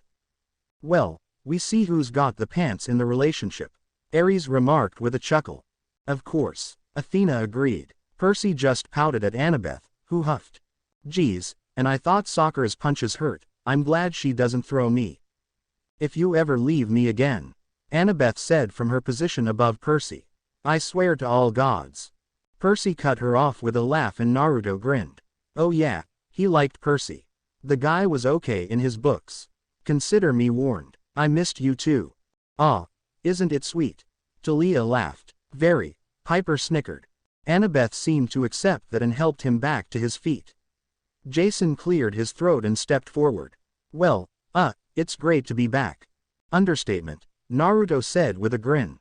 This was gold. Jason introduced Reina to Piper. The two held a glance for a moment before they greeted each other with nods. Jason then turned to Naruto, who grinned at the praetor. And this is her brother, Naruto Uzumaki. How's it going? Naruto asked as he reappeared in front of her with his hand extended. The Romans around them were in shock at the speed he displayed, and Naruto heard skin slap skin. Undoubtedly either Piper or Annabeth clapped a hand over their face in embarrassment. Idiot, the two girls said as one. Reina studied him for a moment before she took his offered hand and shook it. It is well. First contact, the love goddess said to herself, intrigued. Glad to hear it. So, where's the food? Naruto asked as he retook his hand. Something pinched his ear and pulled him back. Ow, ow, Annabeth, ow. You're making a scene, just be patient. Annabeth hissed. Naruto pouted at her and crossed his arms. Oh yeah, I'm the one making the scene, Miss Judo Flip my boyfriend, Naruto said. He's got you there, Hazel giggled, making Annabeth's face burn red. Annabeth glared at him with red cheeks and Percy watched them with a bit of amusement. I like him, Percy said with a chuckle. Other me has good taste. Percy nodded. Naruto grinned back at him. Oh gods, I was right. There are two of them, Annabeth said under her breath. Gods help us, Leo said dramatically. Nah, the gods answered. And this is Annabeth, Jason said with a sigh. So much for a smooth, professional meeting. Yeah, Annie, making out and judo flipping your boy. Shut up, Talia. The blonde glared at the mirthful eyes of her hunter friend. Normally, she doesn't attack people or chastise them like their children, but for Naruto we make an exception. I take offense to that. You should, Jason said dryly. Naruto stuck his tongue out at his fellow blonde. Reina ignored them and looked at Annabeth with amused eyes. Are you sure you are not Roman, Annabeth? Or an Amazon? Annabeth glanced at Percy. You would look nice with a collar. Please no, Percy pleaded with a whimper. A what? Naruto asked. I'll explain later, Annabeth said to him. No, and I only attack either my boyfriend or Naruto like that. She's so cruel, aren't you lucky? Naruto asked with a teasing grin to the son of Poseidon. It's a sign of affection. Aphrodite chirped. Ah, violence, Ares sighed. Percy just grinned back at him. Jealous? No, not really. Annabeth's like an aunt to me, Naruto said with a snicker. Percy blinked and Annabeth clarified. He's my nephew. His father was my brother.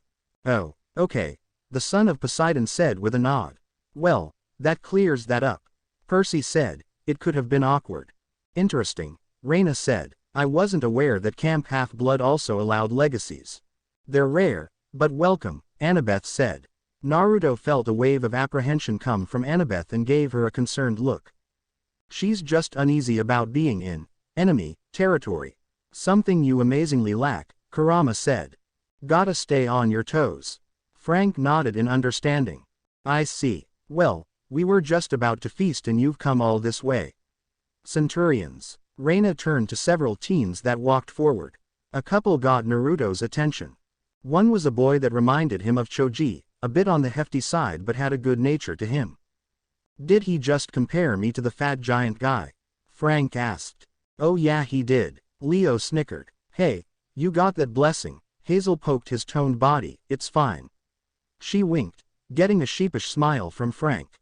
And the other was a girl that was a few years younger than them, her eyes an impressive shade of gold. Hazel smiled at the compliment. She reminded him of Karui, the liaison of Kumogakure no Sato and the girl he had willing allowed to beat the snot out of him, only without the red hair. He's a masochist. Reina blinked as Piper glared at her. Hey, she pointed at her new friend. Her brother was not a masochist. Kinky. Mom. Naruto scratched his head, wondering why something about the similarities was so funny. Kurama, however, had begun to burst into laughter. Naruto asked what was so funny, but the fox refused to elaborate. The two flanked Percy like they were his personal guard or close friends. One centurion suddenly spoke out with a sneer on his face. They are enemies, you wish to welcome them into our camp. $10 who that one is. Percy said dryly, getting a snort from Jason.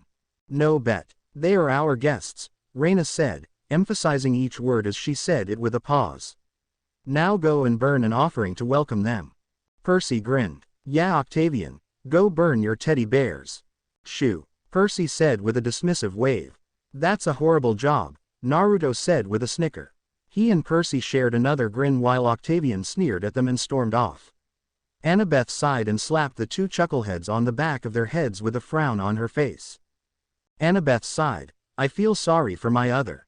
One was bad enough, but two. Hey, Percy frowned at that. He was not that bad.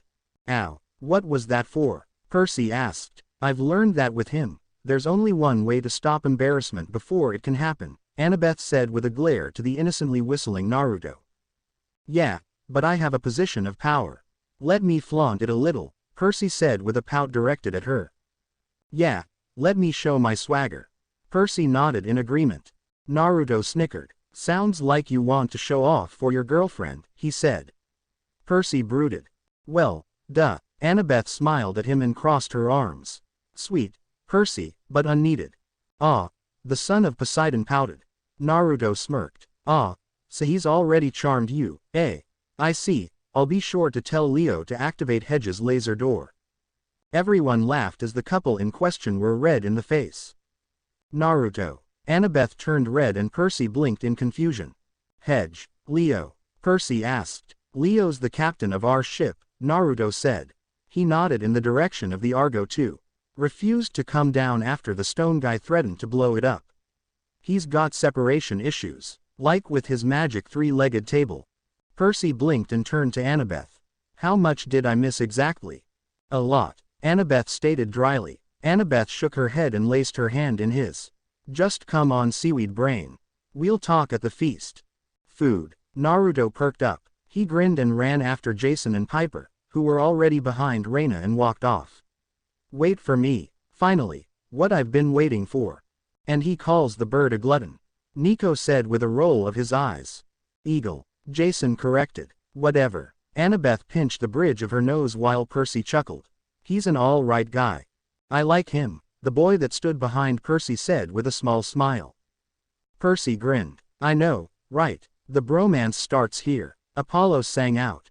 I'm never going to leave you two alone in one spot, Annabeth said with a sigh.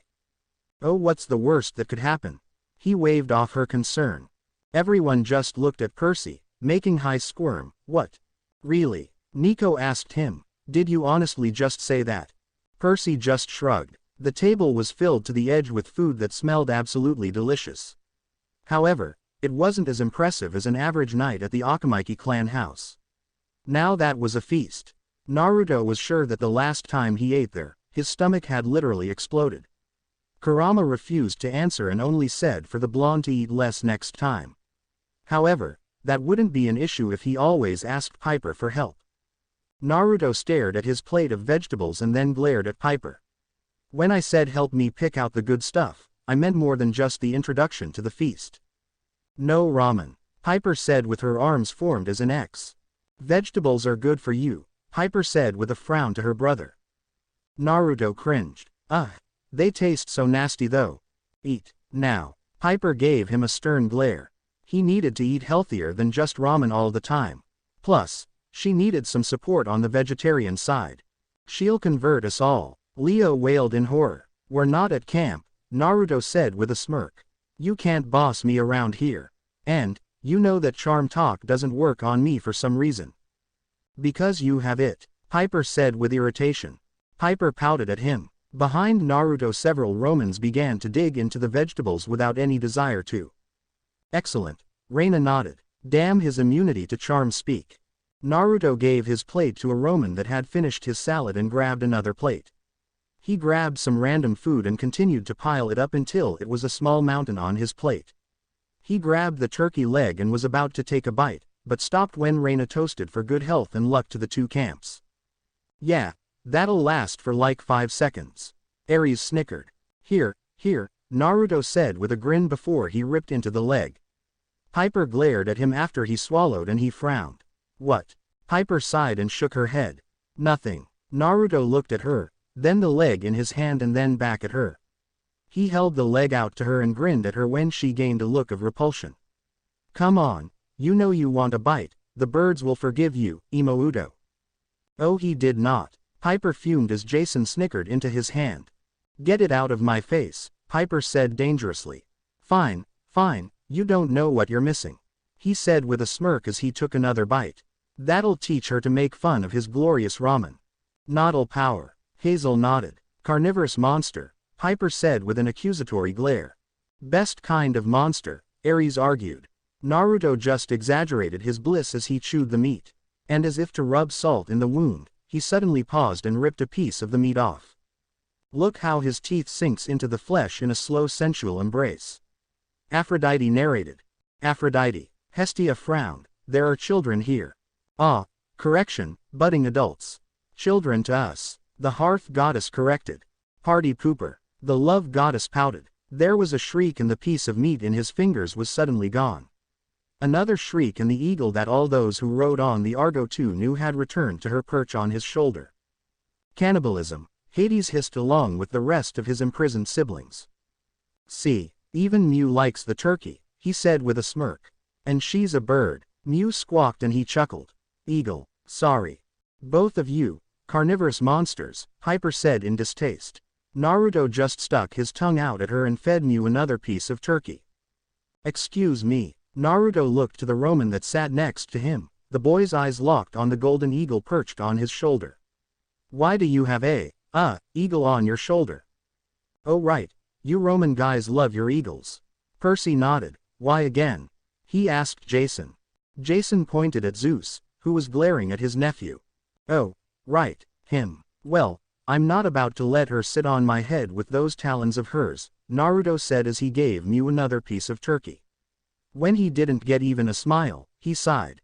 I don't know, Mew just likes me for some reason. Right, Mew. Mew chirped and nipped at his turkey leg. Oi, you'll get what I give you, glutton, Naruto said with a stern frown. Mew squawked and he scoffed. Oh, trying to play the faster card. I don't think so, Mew. The Romans were entranced as Naruto and Mew began to bicker. The eagle cawed and shrieked, but Naruto held firm on his stance. Don't make me get out the bird cage. Apollo shook his fist mock-threateningly. Zeus hissed at the vile contraption. Birds needed to be free in the air, not caged in, like animals. Finally, Annabeth got up, went over to the two and with her best Athena glare in place, told them to knock it off. Mew hung her head alongside Naruto and Annabeth returned to the amused Percy's side. Wow, look at you, he said. Is he really that bad? Annabeth gave him a mild glare. I swear, if you two could swap hair, eyes and cheeks, there'd be no way to tell you apart. I'd take that as a compliment. Percy smiled. Not true, Naruto said after a moment of silence on his part. He grinned. I wouldn't kiss you, he would. Indeed. Annabeth nodded as she kissed the current reader on the cheek, getting a goofy smile. Percy grinned back and Annabeth rubbed her temples. This was a bad idea, Leo should have come instead. Oh that's right, Naruto said with a snap of his fingers. He pointed at his plate and looked at Reina. Can I get some to go? Leo wanted to try some Roman cooking. I don't see why not, Reina said. She returned to her conversation with Jason and Piper. Naruto noticed that her hands tightened around the utensils in them and he shook his head. Piper and Reina shared a laugh, like it was an old memory. He snorted and went back to his meal. A bowl of cheese-covered noodles, not bad, but not ramen. And they say I'm dense. You are dense, Kurama said dryly. It took your first ex-girlfriend a solid kiss on the lips to get your attention. Hephaestus grunted at that. The blonde bimbo from the golden cabin had to practically shout at you. Hey, Apollo snapped at the slight to his adventurous daughter. And the flower girl couldn't muster the courage so she spelled it out, literally, on a piece of paper. Nothing wrong with that, Demeter said weakly. Naruto pouted as he focused on his friend. Well, now, that's a different story altogether. Sure it is, Kurama said. Naruto could feel his eyes roll from where he sat. If you weren't your father's child I would wonder where you got it from. Naruto blinked and then chuckled suddenly to himself. So, I get it from grandma. Well, she's never showed physical interest. Aphrodite rolled her eyes. I can still read a mood, the wisdom goddess huffed. You might have gotten it from your paternal grandfather, Kurama said dismissively. Or perhaps it's a trait that goes back to your past life as Asura. Ah, the whole ninja reincarnation topic, Hades mused with mild interest. There's that, Naruto conceded. He didn't think often of his past life, personally not one to believe in reincarnation. The fork that had impaled the macaroni and cheese went into his mouth and he chewed it absent-mindedly. Did you ever meet him? No. The Rakudo Sennin made us once his sons were trained and grown, Kurama said with a frown. And that was only a year or so prior to the beginning of Asura and Indra's war. I was but a kid then, so I kept myself hidden. Naruto blinked. A kid? Wait, you were a baby. Ah. Hyper smiled at the thought of a baby fox. I want one, Ares pouted like the man-child he was. I was no baby, Kurama snarled. I had not accumulated the mass I have today. So, baby. Percy scratched the back of his head. Baby. Annabeth nodded. Naruto let a smile cover his face as he ate more macaroni and cheese. I bet you were an adorable kid. Naruto, friend or not, I will kill you if you keep this up. Come on, give me a mental image. You had to have looked at a lake or something, right? Naruto smirked. I'm warning you. I could always ask Chome. Or Shukaku. Heck, I'm sure Matabi would be more than willing to share some memories with me, Naruto thought. Meow. The love goddess purred jokingly. I will rip you apart the next time you come in here. Just one peek, Naruto silently asked as he took another bite of macaroni and cheese.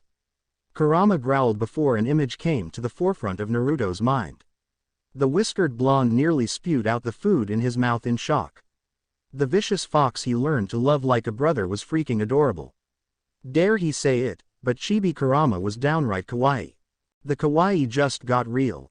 Apollo exclaimed, I want to hold him. Hazel smiled at the picture as the girls cooed at the big fuzzy fox. You're so cute, Naruto thought with a laugh as he choked down the food in his mouth. I will murder you from the inside out. Kurama roared. Yay murder. Ares cheered with his hands in the air. Can I hug Chibi-yu? Naruto asked. He wasn't even kidding. Kurama might be as tall as a mountain, but his younger self, probably only as big as a two humans stacked on top one another.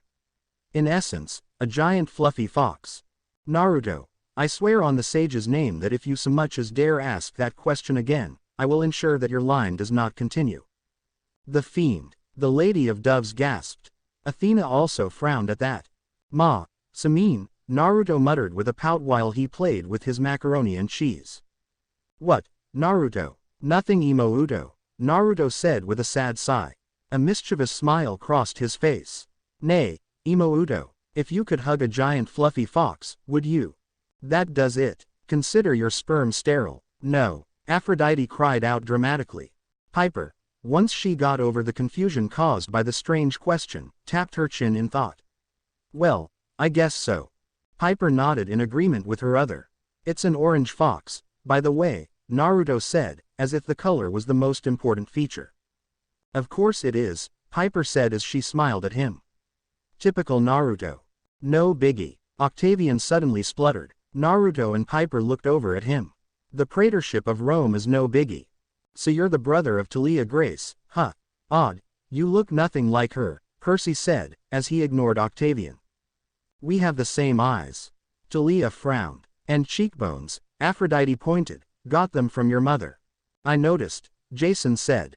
He gave Percy a grin. Thanks for taking care of my camp, by the way. Back at you, Percy said with a grin of his own. Oh joy, Piper murmured. A bromance. Bromance, Apollo sang out once more. He loved a good bromance.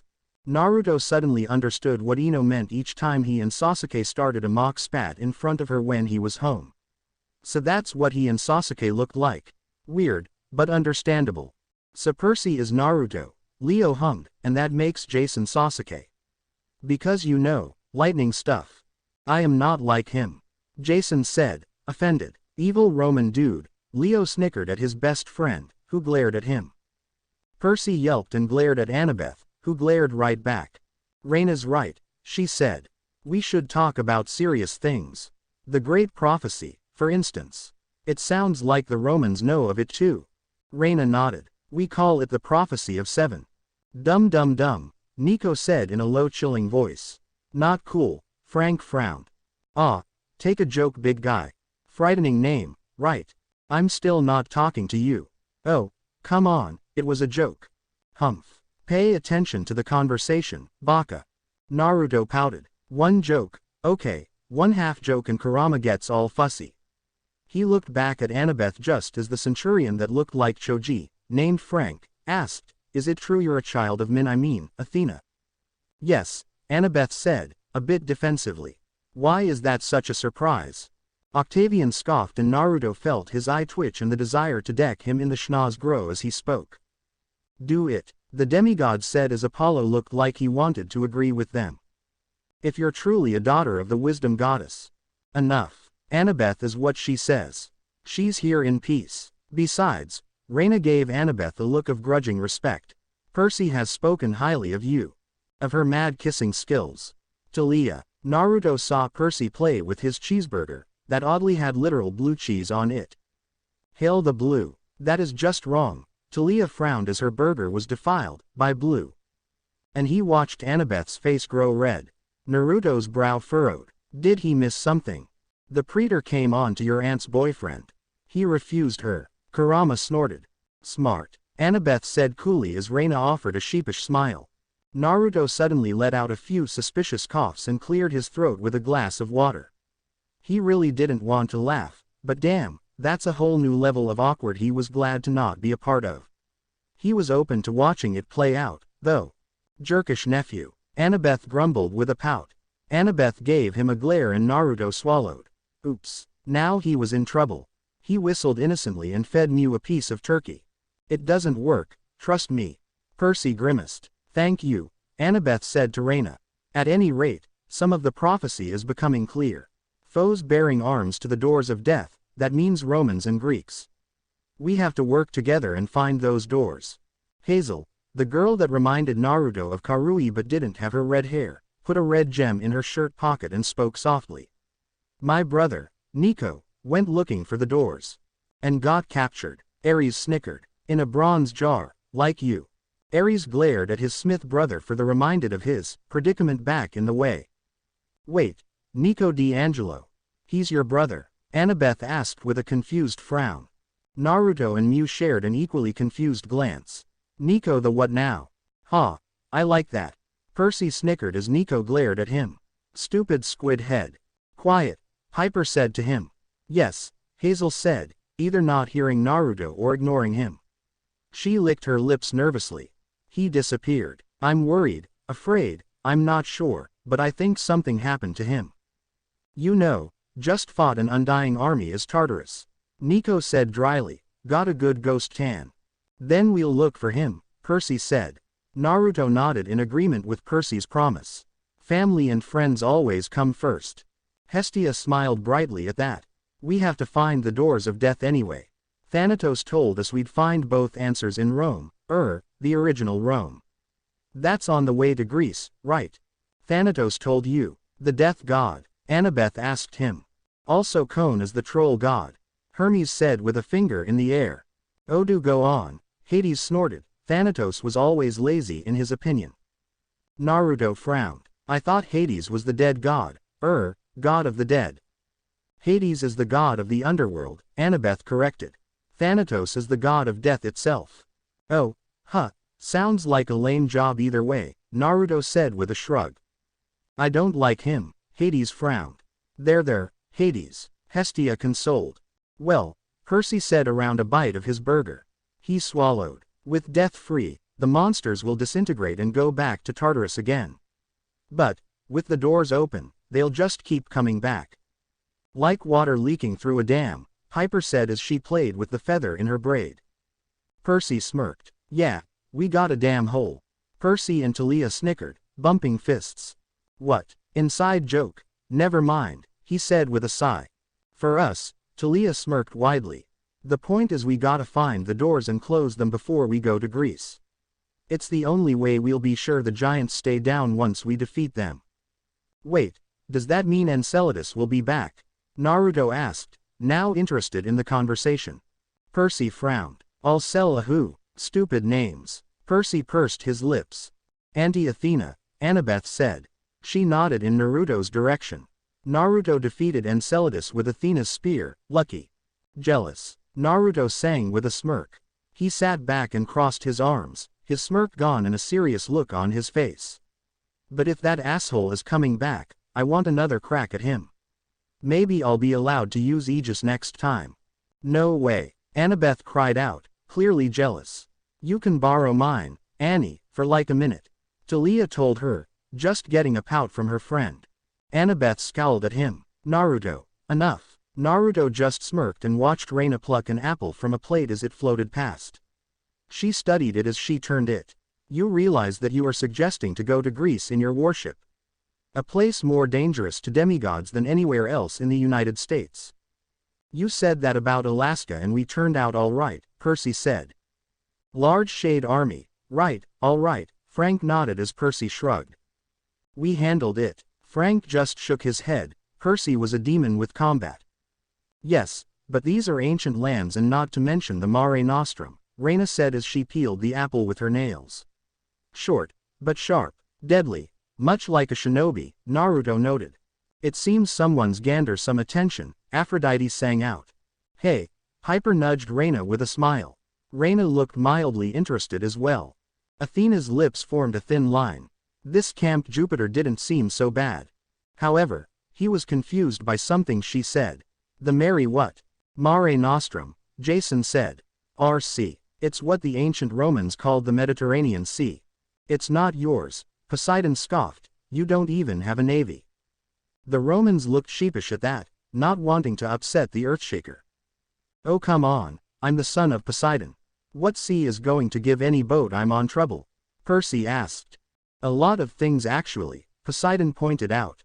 Dad, Percy whispered in an embarrassed tone. Percy, the Mediterranean is a different level of danger altogether, Reina said with her frown still in place.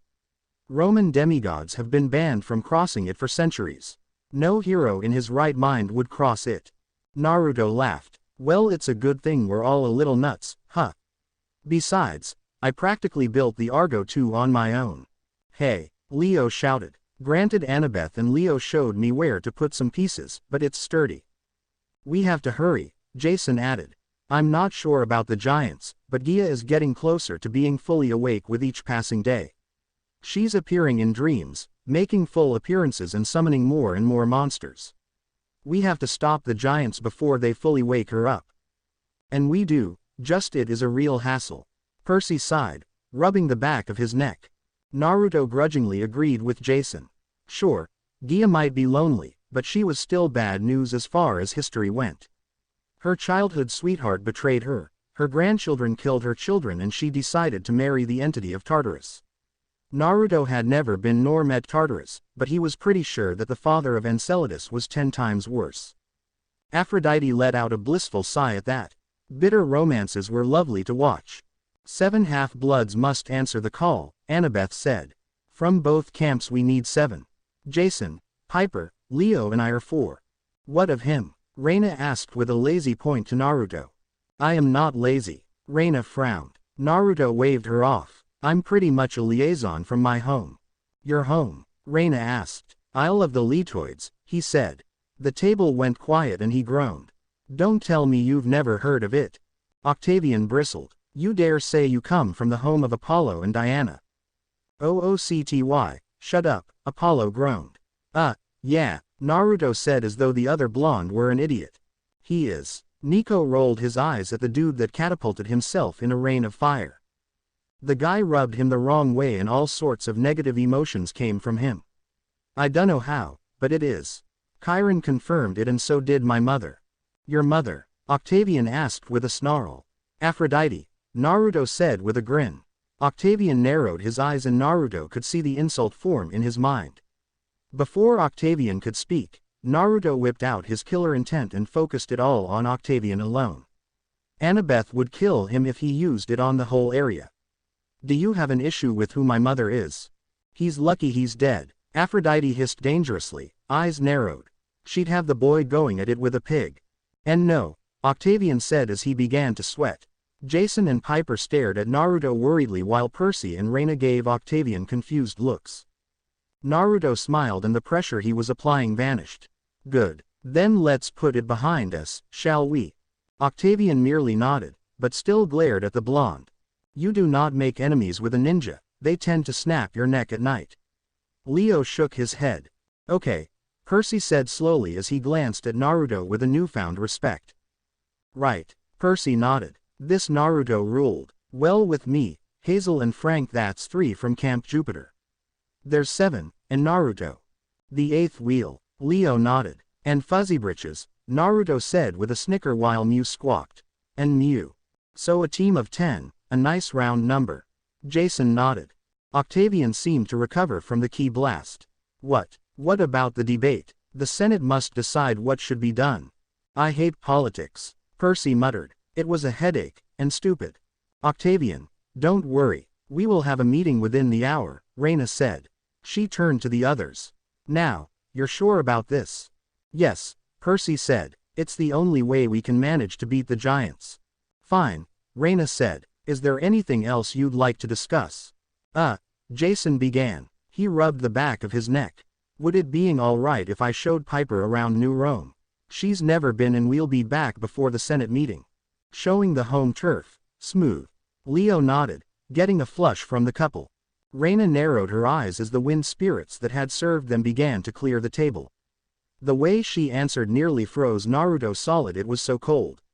Fine. Reina looked embarrassed from her past jealously. Piper just gave her an assuring smile that it was okay. Thanks, Jason said before he and Piper made a quick getaway. Percy looked ready to talk, but Octavian cut him off. I don't like this. That ship is untrustworthy, Octavian said. Apollo palmed his face. I could take you aboard, Naruto said nonchalantly. The Romans looked at him as he crossed his fingers. Kage Bunshin no Jutsu.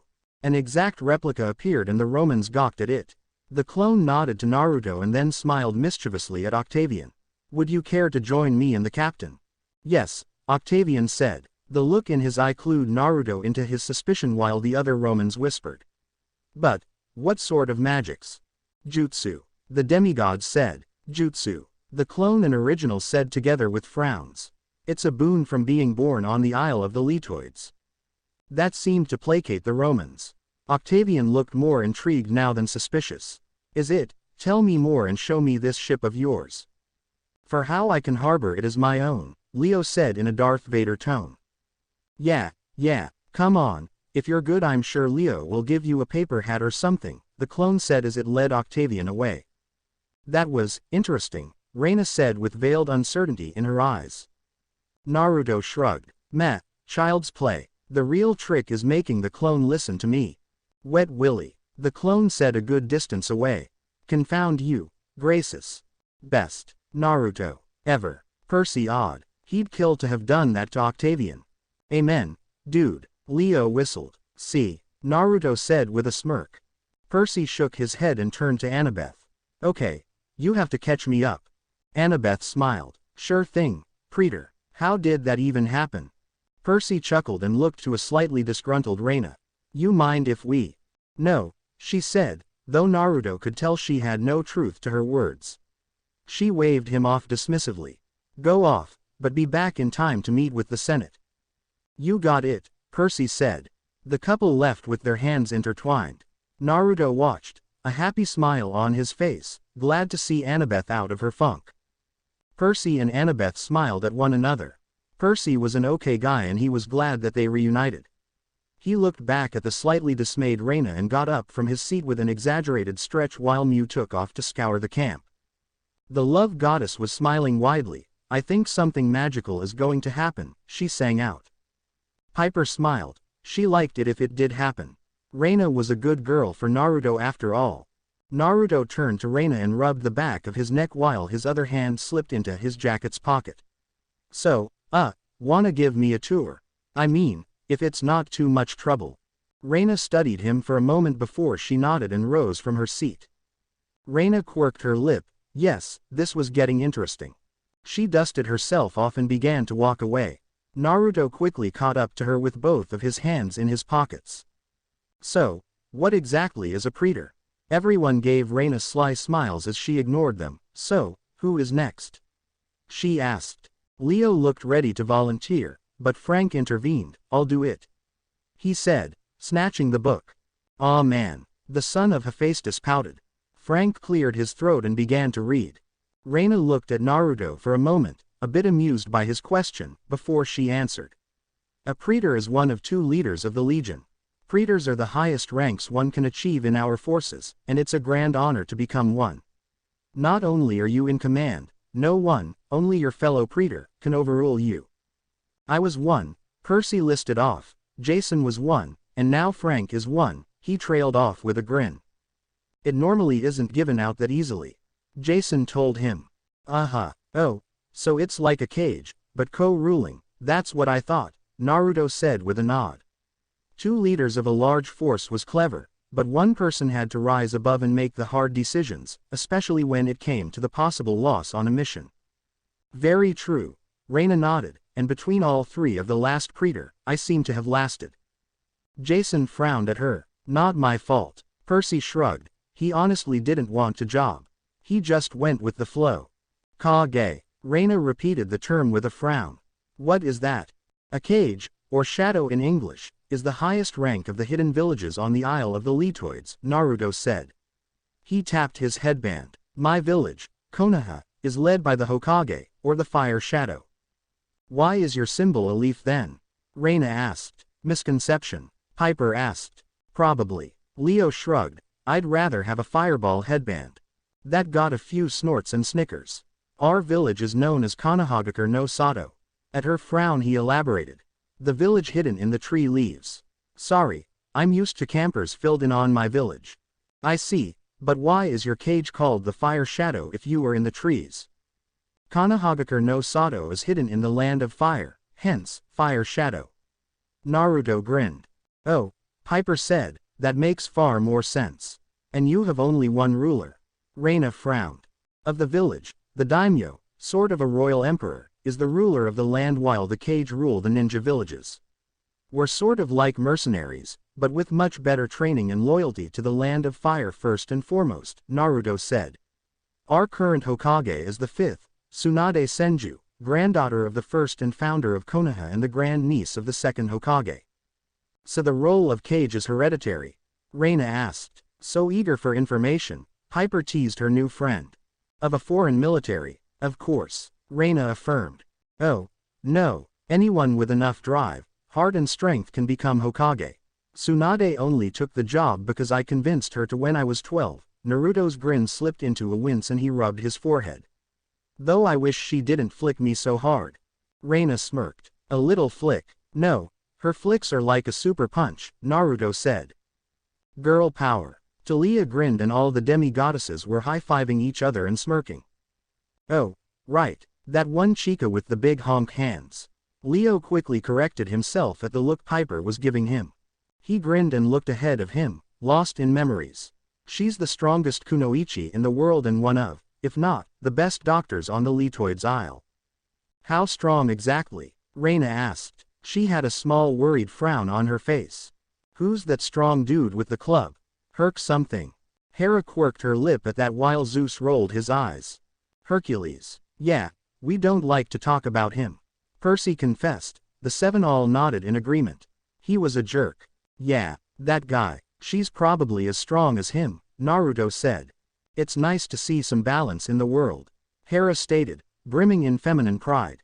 The other goddesses nodded in agreement. He cupped his chin in thought. Though now with Sage Mode, maybe I'm stronger than her, I'll arm wrestle her when I get back. Reina arched a brow. You would challenge your leader to an arm wrestling contest. Old lady's got two major weaknesses. Naruto held up his fingers as he listed them. Booze and gambling. And I'm gonna exploit these to prove that I'm more than ready to be Hokage. Yes, arm wrestling her to become the new leader, how, quaint. Athena pursed her lips. More like awesome. Ares argued, now that's how a military should be. Might is right. Athena just rolled her eyes. He tilted his head and hummed. Do you hear barking? It's just Aurum and Argentum, Reina said. A silver and gold dog trotted up to either of her sides and she smiled at them. They're automatons, but much more lively than my pets. They're kinda cute, Naruto said with a chuckle as he let his hand be sniffed by the golden dog. It slipped his hand over its head and Naruto scratched it, his nails unaffected by the metal. Sort of like Akamaru, only not as fuzzy. Metal tends to do that, Hazel nodded, though, with magic do you think I can make my own pet now? Frank pouted at her. I can shapeshift. I know, but still, a real pet would be nice too. Arian doesn't like to be called a pet. A dog you know? Reina asked while she scratched Argentum before they slipped away to go play with a few children nearby. Naruto grinned and watched the dogs play. Yeah, he's a ninkin, about the size of a lion by now I'll bet. Interesting. Tell me more about your homeland, you've piqued my curiosity, Reina said. Where do you fortify your forces? Annabeth asked. Now, there's no need to flirt with me, Piper said in her best Naruto voice. Ha, ha, Reina rolled her eyes. Comedians, the both of you. Well, I can't tell you everything, ninja secrets and all, Naruto chuckled at his own joke. Wouldn't want to start another war by accident. Another war, Ares wept, another war happened and he missed it. The shame on his bloodthirsty honor. Naruto's smile dimmed once more. We've had 4 wars, I was born just a little after the 3rd Shinobi War and recently emerged victorious in the 4th. Heck, my team and I beat the crazy rabbit chick that started it all. Oh, yes, the daughter of Zeus. Hera noted while her husband frowned. Are we sure the great prophecy came a bit late for that? Annabeth whispered to her mother. The wisdom goddess made a wishy-washy motion with her hand. Reina blinked. I think I need a bit more than just a summary for this. Then we're going to need more soda or something because it's a long story, Naruto said. Reina looked at him and he shrugged. Goes back hundreds of years and there was a bunch of behind-the-scenes shadow stuff going on. Ah, cloak and dagger is boring. More effective that way, Hermes smirked. Ares glared at him. Cloak and dagger, while it did help start wars, also ended far too soon. Reina shook her head and then turned in another direction. This way, we can sit in Bacchus' garden. Naruto nodded and followed her to the garden. He whistled at the sight of it. Very nice. Mr. D used to just grow strawberries for us. Pollux helps with that now, nice guy. Mr. D, Reina asked. Dionysus, Naruto said. He shrugged. Apparently he was grounded by the big guy for something. Dunno. Really, wish I could have met him. I haven't really met a god, except for my grandmother. Such a heartfelt and wonderful meeting it was. Poseidon praised. He turned to his rival. Down with Romans, correct. Athena sniffed at him, not bothering to raise to his bait. Reina's eyes narrowed. That's right, you're a legacy of Athena's, Naruto said with a grin. He noted her frown and his smile dimmed. Is that a bad thing? I mean, I know that octopus guy was going to say something and the statue god was censored about it. He's still censored, Percy muttered, but after a quick glance from Hestia, he winced and kept his mouth shut. Minerva doesn't have any children in camp, Reina said as she pet Orem. Naruto blinked owlishly and she continued. It's never happened, and with good reason. The vow of a maiden is treated very seriously in Roman history. That Athena broke hers, it's outrageous. Athena scowled at this, crossing her arms. I was just smart enough to find a way around this. Yes, giving your boy toys wet dreams. The war goddess gave the grinning Aphrodite a menacing glare. Well, she didn't break the vow, Naruto said. Reina gave him a look that told him she didn't believe him for a second. I guess in a way she did, but at the same time she's still a virgin. You know how she came to be, right? Jupiter ripped the unborn Minerva from Métis' womb and swallowed the babe whole, in fear it would be stronger than himself, but Minerva burst from his head fully grown and with his wisdom. I like the Greek side of things. Jason commented with slightly green cheeks. Less graphic. And less disturbing. Annabeth shivered. Zeus was averting his eyes from the gazes passed onto him. Naruto gaped. Wow, that's very graphic. Is it not how Athena was born? Reina asked. Not exactly, but, damn. Naruto shivered. Really glad that's not how Athena's story goes. Zeus turned Métis into a fly and swallowed her, much for the same reason as Jupiter did. Later he had a headache and an axe was used to split his skull, where Athena sprouted out, fully clad in armor and a spear in hand. Reina hummed and looked over to her dogs, both of which began to sniff around the garden. I see, similar, but different in a few ways. Checking to see if he's lying? Hazel asked. Yes. Reina nodded. Of course she would check. Yes, but in both versions, she was born from Zeus or Jupiter's mind. Naruto tapped his head. Brain baby. So she sprouts children from her mind? Reina asked. That's even more outrageous than the thought of her actually conceiving a child. It is not, Athena said darkly, glaring at Reina, who eagerly avoided her intense gaze. Yeah, but she's a goddess. An intellectual goddess, Naruto said. He leaned on the nearby railing and looked over New Rome. She picked out the brightest minds and out came the brightest demigods. My dad was one of them. The gloating. Percy muttered with humor, getting a nudge from Annabeth. Very interesting. Reina stood next to him and looked over her city with a smile. I love this place, it lets me see everything that I protect. I hear you. There's a mountain in Konoha where all the village leaders' faces are carved. I sit on a head from time to time just to collect my thoughts. Naruto smiled nostalgically and then laughed. Ah, they're bonding, Aphrodite cooed, and soon things will blow up. Ares smiled. Leo paled. Aw man. He groaned, palming his face. Man, I wonder if they'll get my sensei to take his mask off for his carving. You were going to tell me about the war? Reina asked. Oh, right, well, it didn't start with a war, it all started with a princess named Kagaya and a tree with mystical powers. Naruto began to tell Reina about the Isle, or hidden continent, where he was born in the bloody past. Naruto began with the princess who became the primordial entity known as the Jubi, a monster on par with the frighteningly powerful typhoon. That's a lovely image to paint. Apollo shivered. Yes, well, one less problem to worry about. Poseidon smiled. Oh, get over yourself. Zeus scowled. Then he explained how the legendary Sage of Six Paths and his brother, both sons of Kagaya, stopped the Jubi and sealed it within the Sage. Then came the Warring States, caused by the Sage's sons Asura and Indra's clash over virtues. After that was the founding of Konoha and the fight between Madara Uchiha and Hashirama Senju, the first Hokage. He told her about the First War, which was inadvertently caused by the first Hokage, who distributed pieces of the Jubi to other villages and were wrongfully used to create human weapons. Personal WMDs. What's not to love? Ares questioned with a mighty laugh. Everything. Everyone in the room said to him. Meh, spoilsports. After the explanation of the First War came the story of the Second War, which as Reina pointed out, mirrored the World Wars.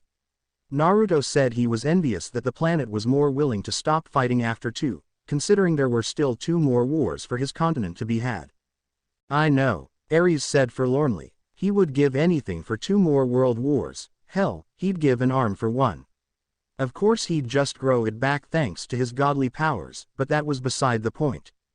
The Second War was very similar to World War II, where factions were made to spread the land.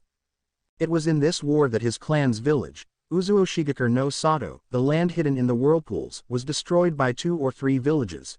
Admittedly Naruto meant to brush up on that, but got sidetracked with training and catching up with his friends, and it was in this war that Konoha gained several legends. Tsunade, the current Hokage, and her teammates Jiraiya and Orochimaru became known as the Densetsu no Sannin, literally the legendary 3 ninja, for their fight against the tyrannical ruler of the Land of Rain, Hanzo the Salamander. Now that sounds like my type of dude. Ares smiled. I am so glad we never have to deal with this stuff. Percy sighed. I know, monsters are one things, but super ninjas, that's all kinds of messed up. Nico agreed. A few months later Jiraiya met the Rain Orphans, Yahiko, Konan and Nagato Uzumaki, who Naruto told Reina would come into play much later. It was at this point that Naruto noted either Reina was a good listener, or he was a very good storyteller. Either way, Naruto was glad to hear Reina urge him on for more in her own way. I loved a good war story before bedtime back at home. Annabeth amusingly admitted. Hush you. Reina glared at her friend. Then Naruto told Reina about the Third War, where his father made a name for himself and the pieces for the Fourth War fell into place. The war was originally a cold war between all of the villages, again mirroring the world around them, but instead of coming to a peaceful solution, skirmishes broke out and the fires of war were lit. Naruto didn't elaborate much detail on the war, because it wasn't entirely the war that was important. How is the whole war not important? Reina asked. Right, Ares demanded. Well, I mean to most people it would be, but there were a few key factors that would have the most effects on my life, Naruto said. First, my dad's team, my sensei Kakashi, Rin and Obito, were ambushed after a vital mission that seemingly cost Obito his life and gave Kakashi his Sharingan. Reina, who was informed of the Dujutsu in the story of Madara and Hashirama's battle, frowned. Seemingly. Damn it, people die when they are killed, they don't come back to life. Ares frowned. Hazel cleared her throat and Frank glared at him. The war god just scoffed at them. Whatever, you're Plutos, you don't count. He survived, but Team Minato didn't know that. A few years later Rin had been kidnapped by Kurigakure and turned into a Jinchuriki of the Three Tails, Naruto said. Kakashi went out to rescue her. Your father didn't? Reina asked. Naruto chuckled. My dad was handing the soon-to-be fourth Raikage's ass to him on a platter at the time. As he would. Athena praised. looking pleased at her son's ability. I see. Anyway, Kakashi went to rescue her, but she had him kill her to prevent being used against Konoha by Kurigakure, Naruto said. Yes, off the super weapon. Ares shook his head. Idiots. They could have kept it. OS, shut up already, Ares. Hermes groaned. Ha, make me. What they didn't know was that Obito witnessed the whole thing. Kakashi returned to Konoha with Rin's body later that night. He said her funeral was his near breaking point. What happened to Obito? Reina asked. We'll come back to that. Another factor was the sheer amount of genin that participated in this war. Children no older than 10 were on the battlefield more than able adults were, Naruto said. The sheer amount of dead kids would harden the determination of one young prodigy, Itachi Uchiha. Remember his name because he'll be important later. So many names. Percy groaned. It's like history class all over again. At least it isn't ancient Greek history, Annabeth said with a smirk. I've got the hang of it. Percy protested. Percy, stop flirting and let Frank read. Talia rolled her eyes while the couple blushed. Reina nodded. It's from there that the war turned in Konoha's favor and soon, Gigi and the Tsuchikage agreed to a ceasefire, Naruto said. Then, my dad was named Hokage and a few years later, I was born, and my parents died. Well, Dad did. Dunno why Mom didn't just come get me. Maybe she knew I was needed at home, maybe she didn't. Naruto shrugged. Of course I did. Aphrodite nodded. Bullshit. Apollo coughed into his hand. He rubbed his neck when Aphrodite glared at him. Sorry, a tickle in my throat. The love goddess scowled while Artemis grinned at her twin. Doesn't matter now. Can't change the past, but the future is always worth fighting for. A nice saying, Reina said. How did your parents die? Obito. Naruto sighed. His survival was caused by none other than Madara Uchiha himself. From what you've told me he had to have lived to be well over 100 years old, Reina said with a frown. And he did, Naruto said. He was also helped by another, Zetsu, the lost third son of Kagaya. Reina's eyes widened slightly. Zetsu had manipulated Madara, Obito, pretty much the entire continent all to bring his mother back to life. Wow, gotta give him props. Apollo whistled, making some of the other gods nod in agreement. Did he succeed? It was here that Naruto grimaced. Yes. What happened? Remember the chakra tree I told you about? Yes. It came back, only now it had engulfed the entire continent and was censoring people dry, Naruto said. Truly, trees are the symbol of all evil, Hades declared, even going as far to thrust his finger in the air. They are not, Demeter retorted furiously. My team, Kakashi, Sakura and Sasuke, were the only ones who weren't affected thanks to some past life thing I don't really understand. That's because you didn't listen to the sage, and because you're a moron. Kurama snarked. Oh, who asked you? Naruto thought in return. He stretched his arms up and let his back crack. And that's pretty much my life up to a few months ago. Fought in the Fourth World War, beat the crazy rabbit princess into space, and saved the world from being eaten by some energy-censoring tree of doom. Bravo. Hades clapped. You show that foliage. Nico just shook his head at his dad's antics. Reina had a frown on her face. I'm starting to wish you hadn't been born Greek. Ooh la la, the Lady of Doves sang. Reina turned a bit red at that while Piper grinned at her. Stop it. Stop what? Piper asked innocently, her smile not dying in the slightest. Reina glared at her friend with a new intensity. Naruto blinked in confusion. Why? Kurama scoffed. Because you're an enemy, Naruto. Sage, I thought you were smarter than that. You're being a whole lot more mean than usual. Are you still mad about the Chibiyu thing? Yes. Positively adorable, Demeter commented with a smile. I wouldn't mind some of those around the states. Well, Demeter, if you want a gift for Christmas this year, Apollo began, but stopped when Artemis smacked his arm. No flirting. Apollo grimaced. Spoilsport. Naruto palmed himself in the head while Reina stared at him in confusion. Are you all right? Just a headache, Naruto said with a grumble. Kurama let out an indignant growl at being called a headache while the blonde Jinchuriki gave the praetor a light smile. So, anything else you want to talk about? Reina opened her mouth but was cut off by the sound of a whistle followed by an explosion and the ground shaking. The Romans looked at Leo. Hey, I was under mind control. So were Jason and Percy. Piper noted. Yeah, but they tried to kill each other. I was forced to do a bombardment. Big diff, beauty queen. They turned to see a tower of smoke rise up from a rounded building off in the distance on a hill. Another loud whistle had them looking up at the Argo II, where two more large projectiles came from to strike New Rome. Reina and her dogs rounded on Naruto with glares. Uh-oh, Frank muttered. Naruto was screwed now. You come speaking of peace but instead attack us. She asked him. Diplomacy was just a cover. Naruto shook his head. It's not like that. We came here to talk. I mean, we prepared for the worst, but we came without our weapons as instructed. Reina narrowed her eyes while Argentum and Aurum bared large sharp metallic teeth at him. Naruto's face betrayed nothing, but another explosion happened and the two dogs backed down. Reina sighed in relief. If you had been lying, Argentum and Aurum would have attacked you immediately.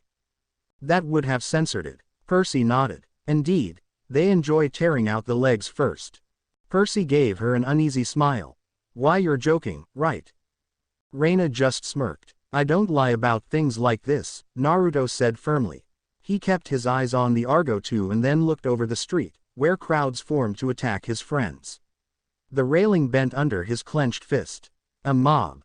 Pitchforks and torches. Apollo gasped. And catapults. Leo added with a nod.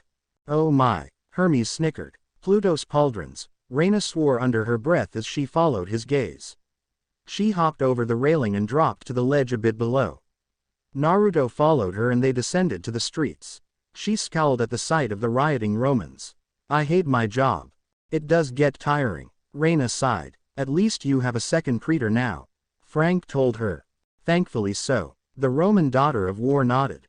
Hey, nothing worth doing is ever easy, Naruto said lightheartedly despite the situation. He caught a Roman that tried to jump at him and slammed the citizen to the ground. Down boy. Mom, stop smiling. Annabeth sighed. I have no idea what you are talking about, Athena said, her face clear of any smirk that might have once been there. They won't stop until the attackers are dead, Reina said as she shoved back a few other rioting Romans. Argentum and Aurum snapped at the crowd's legs to keep them away while Reina turned to her Greek companion. After that, they'll call for the home of the attacker's blood. Rome defended itself with offense. Which censored it, big time. Leo added, I died. Hey, you got better. Nico waved him off. It still hurts dude. Hazel nodded at this. Big time. Yeah, best defense and all that, Naruto said softly as he looked up at the trireme that carried him and the others here. You do what you gotta do, I'm going to stop as many blasts as I can. How? Reina called after him as he ran off and jumped atop the crowd, running on her citizens' shoulders. The daughter of Bellona watched him leap to a building and scale his way to the rooftops. She shook her head. Shame he's Greek. She so wants that ninja. Aphrodite tittered. Mom, stop teasing her. Piper frowned at the giggling love goddess. Thank you, Piper. Reina smiled. But I wouldn't be opposed to you dating him. Reina's cheeks burned pink, but she attempted to remain stony despite the teasing. So, any brilliant ideas on how to stop the ballista missiles? Less sarcasm and more cooperation, Kurama, Naruto said aloud. The fox huffed. Yeah, I'll send you some of my yang chakra. Don't play around. Taking all the fun out of it, Naruto mumbled. He felt the warmth of Kurama's chakra surge through him and let it encase him in golden flames. Naruto's blue eyes turned red and his pupils slitted. Stage 1, more, complete yang. A bit overkill, isn't it? We're not taking any risks. Naruto growled as his eyes lightened to orange and the horns over his head lengthened. More chakra flooded through his system and the chakra around his chest split his jacket open. His chest became shrouded in darkness as a golden swirl settled itself over his navel and 6 golden magatamas rested at his collarbone. The jacket lengthened to fall behind Naruto's calves and the sleeves covered his arms while black chakra protected the palms of Naruto's hands. Ooh, that looks rather dashing. Aphrodite smiled, very royal-like. Zeus grunted at that in dismissal. Apollo crossed his arms and frowned. Mine's still cooler. We don't know that for sure. Aphrodite retorted. Mine still hasn't met Talia, and she's a hunter, so maybe he saves her. Not likely, Artemis snorted in disagreement. Besides, Mom, Reyna seems to have a better chance in this one. Piper chimed with a smirk to the red-faced creature. True, a harem. No, Hera, Athena, Artemis, Talia, Annabeth and Piper said unanimously, venom in their voices. Apollo sighed. Ah, harems, the funniest of relationships when it comes to manga heroes. I can keep the yin chakra out indefinitely in this form, but if you go to Biju mode, we'll have 5 to 10 minutes at best before the yin chakra seeps in. I think that's all I'll need if it comes to it, Naruto said. He held his hands at his sides and extended his pointer fingers. 2 small finger-sized arms appeared on either finger and began to rotate chakra over the tip. Mini Recentrican. I ordered a medium, Hermes exclaimed in outrage. 2 more missiles were fired from the Argo II and Naruto's hands reared back before he flung them forward and sent the 2 miniature Recentrican forward. The attacks impacted with the missile and then exploded outwards, making a sphere easily double the size of a normal Recentrican's impact would make. Or, you know, small is fine, Hermes mumbled at the effective attack. Zeus, Jason and Talia had small pouts on their faces. Why couldn't they do that, again? Why didn't they ever think of that? The bombs bursting in air. Ares sang with a salute. No, you're terrible, Apollo said flatly. Come on. Ares protested. It was pretty patriotic, that counts for something, right? No. The ballista missiles were obliterated and Naruto leapt to another rooftop higher than his previous perch to scan the area. Annabeth, Percy, Jason and Piper were on the ladder while the blonde jerk from earlier pointed and shouted something at them. He stole my stuffed animal, Leo said in a high-pitched voice. He rolled his eyes. Man, I hated him. We all did, Percy said as the others nodded in agreement. Apollo had a grimace on his face at Percy's next words. At least he's dead now. The crowd's bloodlust nearly made Naruto stumble back. The Romans were a lot like shinobi, very patriotic. Naruto admired them for that, but he wouldn't condone needless bloodshed or violence.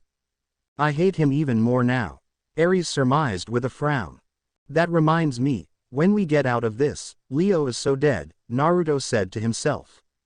Not my fault, Leo whined. Ah, but I like that one.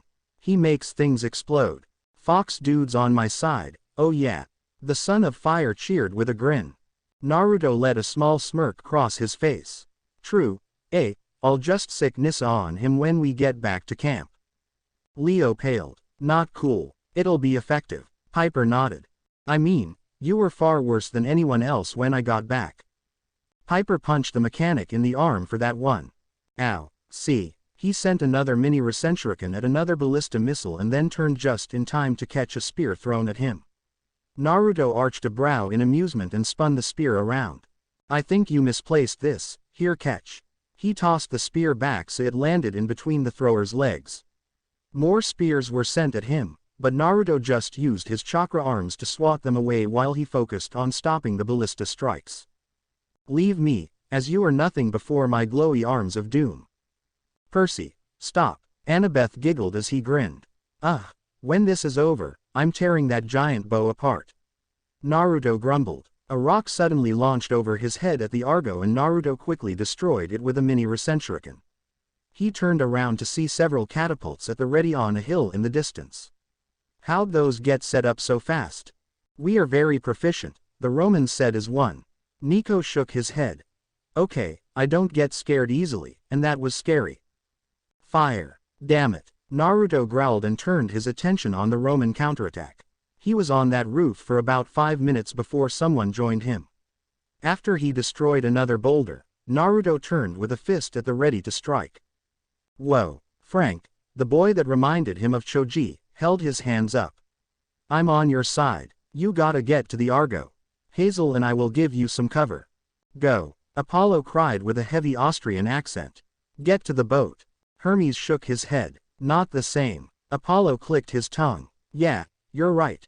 Naruto looked and saw the Argo II start to fly off while the missile stopped firing and then looked back at Frank. Not happening. You and Hazel get going and I'll cover you. How are you going to do that? Frank asked in disbelief. Naruto gave him a feral but wry smirk. Oh, I have an idea. Now get going. I wonder what he's going to do. Annabeth said. curious about his idea. Athena eagerly awaited what came next, though her face was indifferent. "You first," Frank said as he started to shift into a different form. His body lengthened and became covered in scales, his arms and legs shortened, and his face turned more lizard-like. When he was finished, it was obvious that Frank had turned into a dragon. While Naruto stared in mild surprise at the feat, Frank roared and dove into the crowd below. Frank smirked. "Well, looks like the drag is in the house." Leo snickered. "I'm the Canid drag, thank you very much," the son of war corrected sternly. "Awesome," Naruto said with a blink. He grinned. "But he's not the only one who can change. Kurama, we need to be the bigger target." "Why do I feel I'm not going to like this?" Annabeth frowned. "Because Naruto is like me," Percy suggested. Annabeth nodded in agreement before her eyes suddenly widened in horror. "That isn't a good thing." "Says you," Percy said with a grin. Kurama growled. "Somehow, I just knew you were going to say that," he said. Despite the obvious disapproval, Naruto felt more yang chakra fill his system. Naruto closed his eyes and clenched his fists as he ran to the edge of the building and jumped up. He felt his cloak expand out around him into something big. Bigger than a giant. Percy whistled. "That's pretty big." "That's what she said." The gods groaned at Ares' obvious and tasteless joke. "Bigger than anything that wasn't an immortal." "Okay, maybe a bit oversized." Talia blinked in surprise. The way the Romans stopped all movement to stare at the mountain-sized nine-tailed fox that shone just as bright as the sun. Apollo glared at the reader. "Hey, no one is as bright as me." "You are not bright," Athena said with a smirk. "You're blindingly stupid." "Oh, ha ha, like you've never used that one before." Flames of chakra flickered from the fox's body and black tribal-like markings covered the fox's form and the tails waved pensively. Hidden in the head of the form was the cloaked Naruto, his eyes the same color as the fox's. Naruto lifted his right hand and the right claw-like hand of the fox followed suit. The audience was stunned. "Ninjas are just awesome," Leo breathed. "How does that make him a ninja?" Frank asked. Leo looked at him with an arched brow. "Dude, does it matter?" Frank opened his mouth, but came up with nothing. "Exactly," Leo said. He grinned. "Naruto has a giant fox form, your argument is invalid." Percy, Annabeth and Piper snorted at the joke. Ares looked at Aphrodite. "I gotta fight him." "No. But Dite, look at that." Ares whined. "I wanna crush it beneath my foot." "More like get smacked around by those glowing tails." Apollo mumbled, still a bit displeased with the comparison with the fox form and his domain. "This'll get their attention. Now, here's a gentle breeze." Naruto slammed his hand down and the foxes followed suit. A new crater filled the street of New Rome, one that would be left alone so that the Romans would forever remember the beast that came to the Argoi's aid and later changed the world as they knew it. "Bah, just a tourist trap," Hermes huffed. "Or a claw-shaped swimming pool," Percy noted. "Genius," Apollo proclaimed. Athena snorted. "I doubt it." A giant gust of wind accompanied the force of the impact. The force of the wind made the Romans stumble back as it washed over all of them. A whistle made the fox look up at a boulder that was heading for its head. A tail shot out and wrapped around the boulder before it was crushed into dust. Naruto crossed his arms, but the fox didn't follow suit. "Ooh, he's mad now," Leo sung out. He snickered. "That's his serious look." "That wasn't very nice," Naruto frowned. He let his arms drop to his side and reared his hands back when 3 more were sent his way. A small ball of energy appeared in front of the fox's snout. Naruto moved his hands forward and the fox's mouth opened, censoring the ball of energy in. Naruto's eyes narrowed as Kurama roared excitedly. "Let's show the world what real power looks like." The gods bristled at that. What were they? Chopped liver. Bijudama. The fox's mouth slammed shut around the energy and then opened wide. A black orb shot out and encased the 3 boulders that were at the peak of their ascent, well above the city's rooftops. The orb expanded into 3 times its original size, nearly double the size of the fox and scraping the rooftops of New Rome. The explosive boom that followed shattered all the windows in the city, temples and in the camp a good distance away. All of the Romans had to cover their ears while the matter that used to make up the air and boulders were obliterated. "It has potential." Zeus waved off the blow, as murmurs of begrudged agreement spread amongst the gods. Though they did look a bit unnerved that a demigod had that kind of power at his disposal. That's messed up. Frank gaped at the words he read. All the demigods agreed with him on that one. Naruto was monstrously powerful. An enemy like that would not be fun to face off against. Naruto sighed as the Romans started to fidget nervously, but didn't run away as he'd hoped. They were too stubborn to know when to retreat. Not very smart. Athena looked quite smug at the moment. She was inwardly cheering on her legacy. He didn't want to do this, but a more appropriate show of force was going to be needed. Naruto had the fox's right hand rise up and a large blue sphere started to grow. White energy built around the sphere and began to rotate. Once the sphere had eclipsed the fox in size, Naruto leapt up and scoured New Rome and the surrounding area. He spotted an area that looked near dead. No, Ares said as rage built up in his features. He wouldn't dare. I don't think he knows what they are, Athena said as her smug smile grew into a gleeful smirk. Aphrodite tapped her chin thoughtfully. My other is right, he really might be stronger than his immortal brothers. Dite, Ares complained. That'll do. Naruto reared his right hand back and then threw it forward. The Romans followed the massive Rasenshuriken as it was sent soaring towards Naruto's target. It struck the earth and the air went still for only a moment before a giant explosion, even larger than the last one, rocked the area. No, no, no. Ares cried out, veins bulging in his neck as he seethed. Yes, yes, yes. Hermes chanted in return. Finally, some payback. Naruto used the explosion to drop out of his Biju mode and run after the Argo 2. Another flawless escape, Naruto thought with a smirk. The force of the explosion was felt all the way on the Argo 2, which prompted the 5 demigods and 1 satyr aboard the ship to run to the back of the ship and look back at New Rome. Percy's jaw popped open at the dome he saw.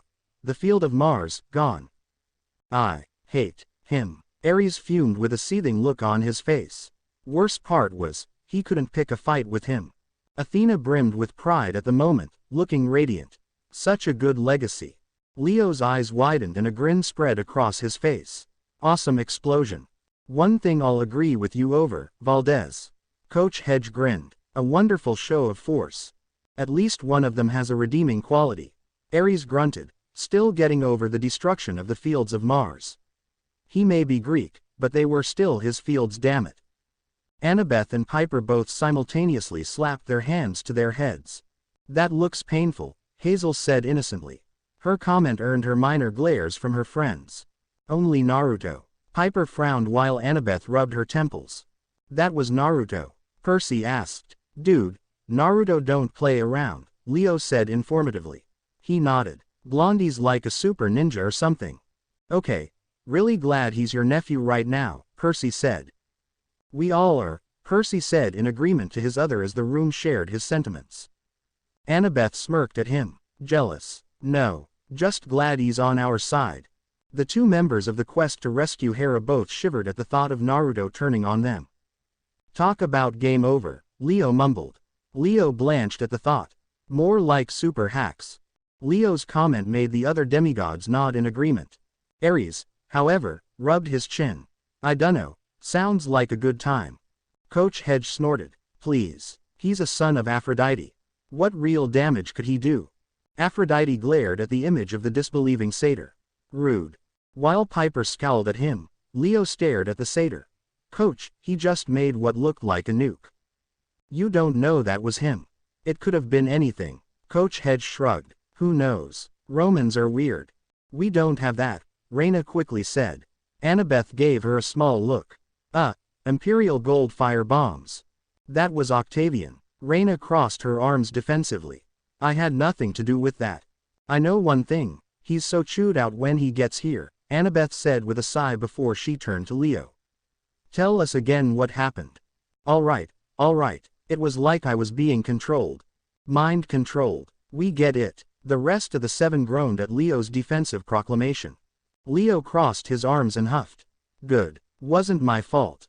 Who's next? Frank asked as he closed the book and held the page with a finger. I'll do it, Nico said with an indifferent shrug. Nico sighed before he began to read. Chapter 5.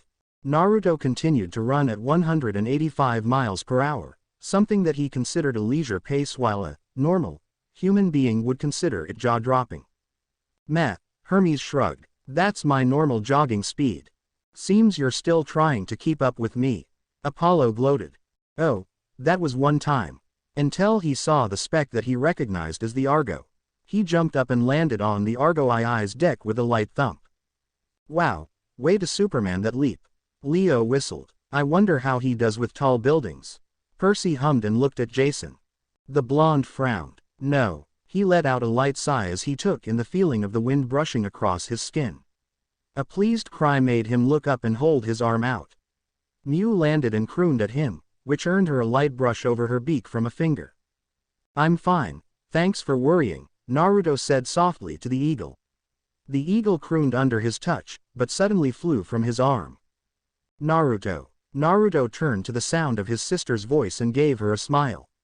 Piper pulled him into a tight hug and he hugged her back, glad that she and the others were safe. Ah, the demigods playfully chorused while Piper smiled. When she released him, Piper glared daggers at him and grabbed him by his whiskered cheeks, known by their cabin to be one of, if not the only, his sensitive spots, and tugged on them. Not stretching, per se, but no one likes having their face gripped tightly. There were a few winces around. Okay, that has to hurt. Talia blanched. Ow, ow, ow. Naruto whimpered as Piper abused him. You had me worried sick. None of your clones were on the Argo once we got here. Piper frowned heavily, not to mention Leo's crazed chants of, die Roman, die. That was unsettling. Leo whistled innocently as the Romans frowned at him. What? It was mind control. Still, Jason frowned. That was a bit creepy.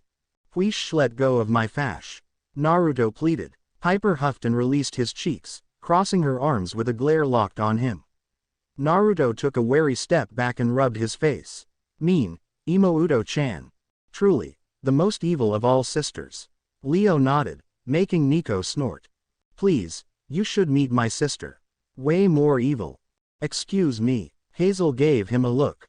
I meant our godly sister. She's a real piece of work. Trust me. The son of Hades scowled at the memory as he continued to read.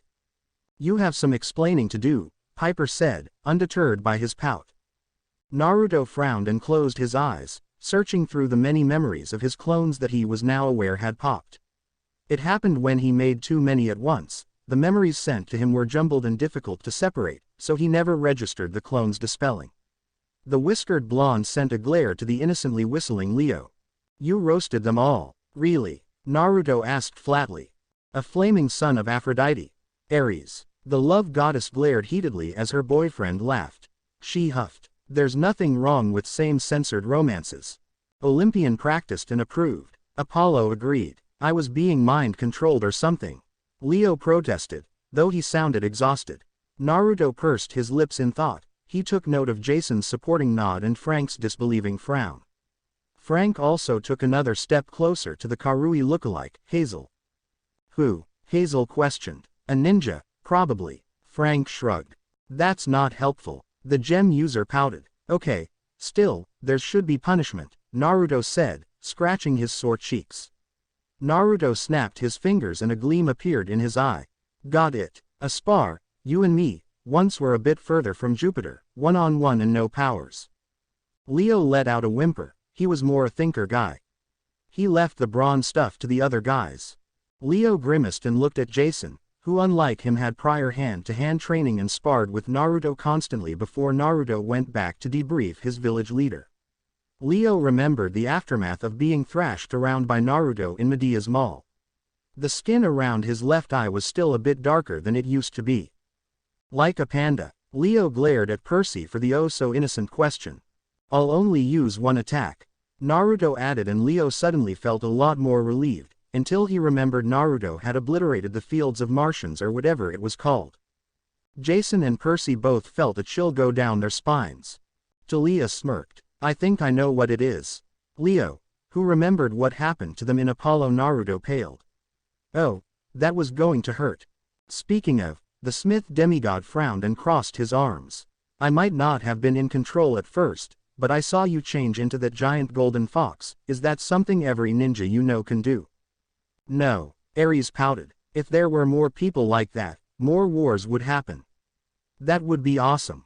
Naruto blinked while all eyes turned to him in question, save for Coach Hedge, who wandered off when he realized there wasn't going to be any real violent punishment. The whiskered teen rubbed his neck, closed his eyes and laughed sheepishly. Ah, yeah, forgot I would have to explain that, he said. Naruto, Annabeth said sternly. The blonde in question chuckled nervously under Piper and Annabeth's combined gazes. This is where you beg for mercy, Percy said as he and Jason shared a wise nod. Their girlfriends smirked together. Long story short, I have this entity sealed inside me, Naruto said. Entity, Piper repeated flatly. Naruto arched a brow and looked up in thought. Yeah, I think that's much kinder than calling him a demon. Thank you, Kurama said with gratitude. No problem. Naruto noted that he was met with gazes of disbelief. Oh, what, Greek gods being real is okay but demons entities of malevolent energy aren't. He's got a point. Percy nodded. He had seen some freaky stuff. Who knew what else was out there? And the giant fox? Annabeth asked, silently agreeing with his argument. It's what Kurama looks like, only golden, Naruto said with a shrug. It's a giant power boost that lets us take on anyone. And blow up a lot of stuff? Percy asked, amusement twinkling in his eyes. Yeah, more or less. Naruto nodded. So it's like going Super Saiyan. Percy's grin widened. Oh gods, Percy. Annabeth threw her hands in the air. DBZ is childhood. Percy argued sternly. What's DBZ? Hazel asked. Percy was stunned by her question. He slowly turned to Frank with a grave stare. We need a DVD box set, stat.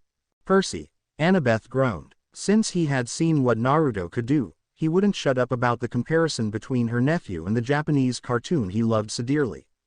He turned gold and blew stuff up. Percy crossed his arms and gave a firm nod. Like a Super Saiyan.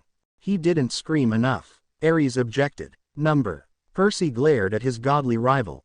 Ares scowled back at him. Yeah, I like that show too, Percy. Is that a problem? Yes, enough. Zeus rubbed his eyes as the god and demigod glared at each other. This was going to be a pain to deal with later on, he could just feel it. Or some kind of Super Saiyan god.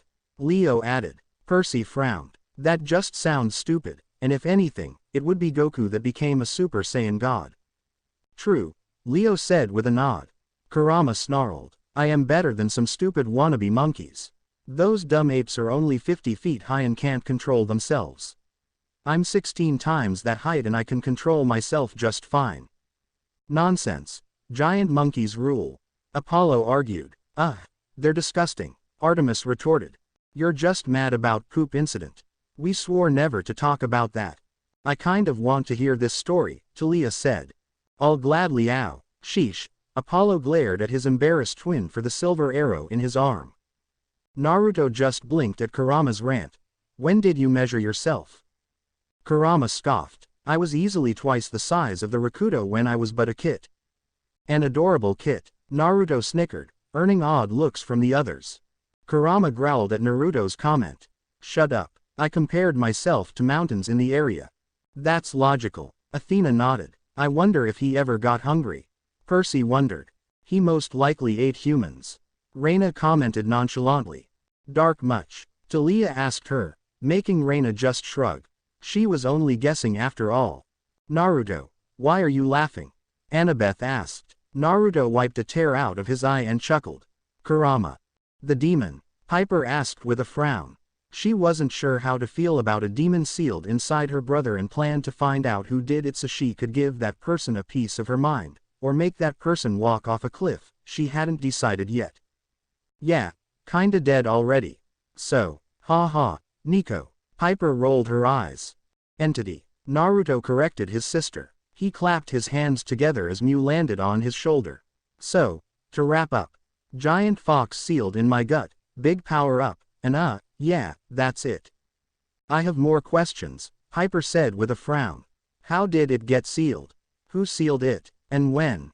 Fuinjutsu, my dad, and when I was born, Naruto answered simply with a nod.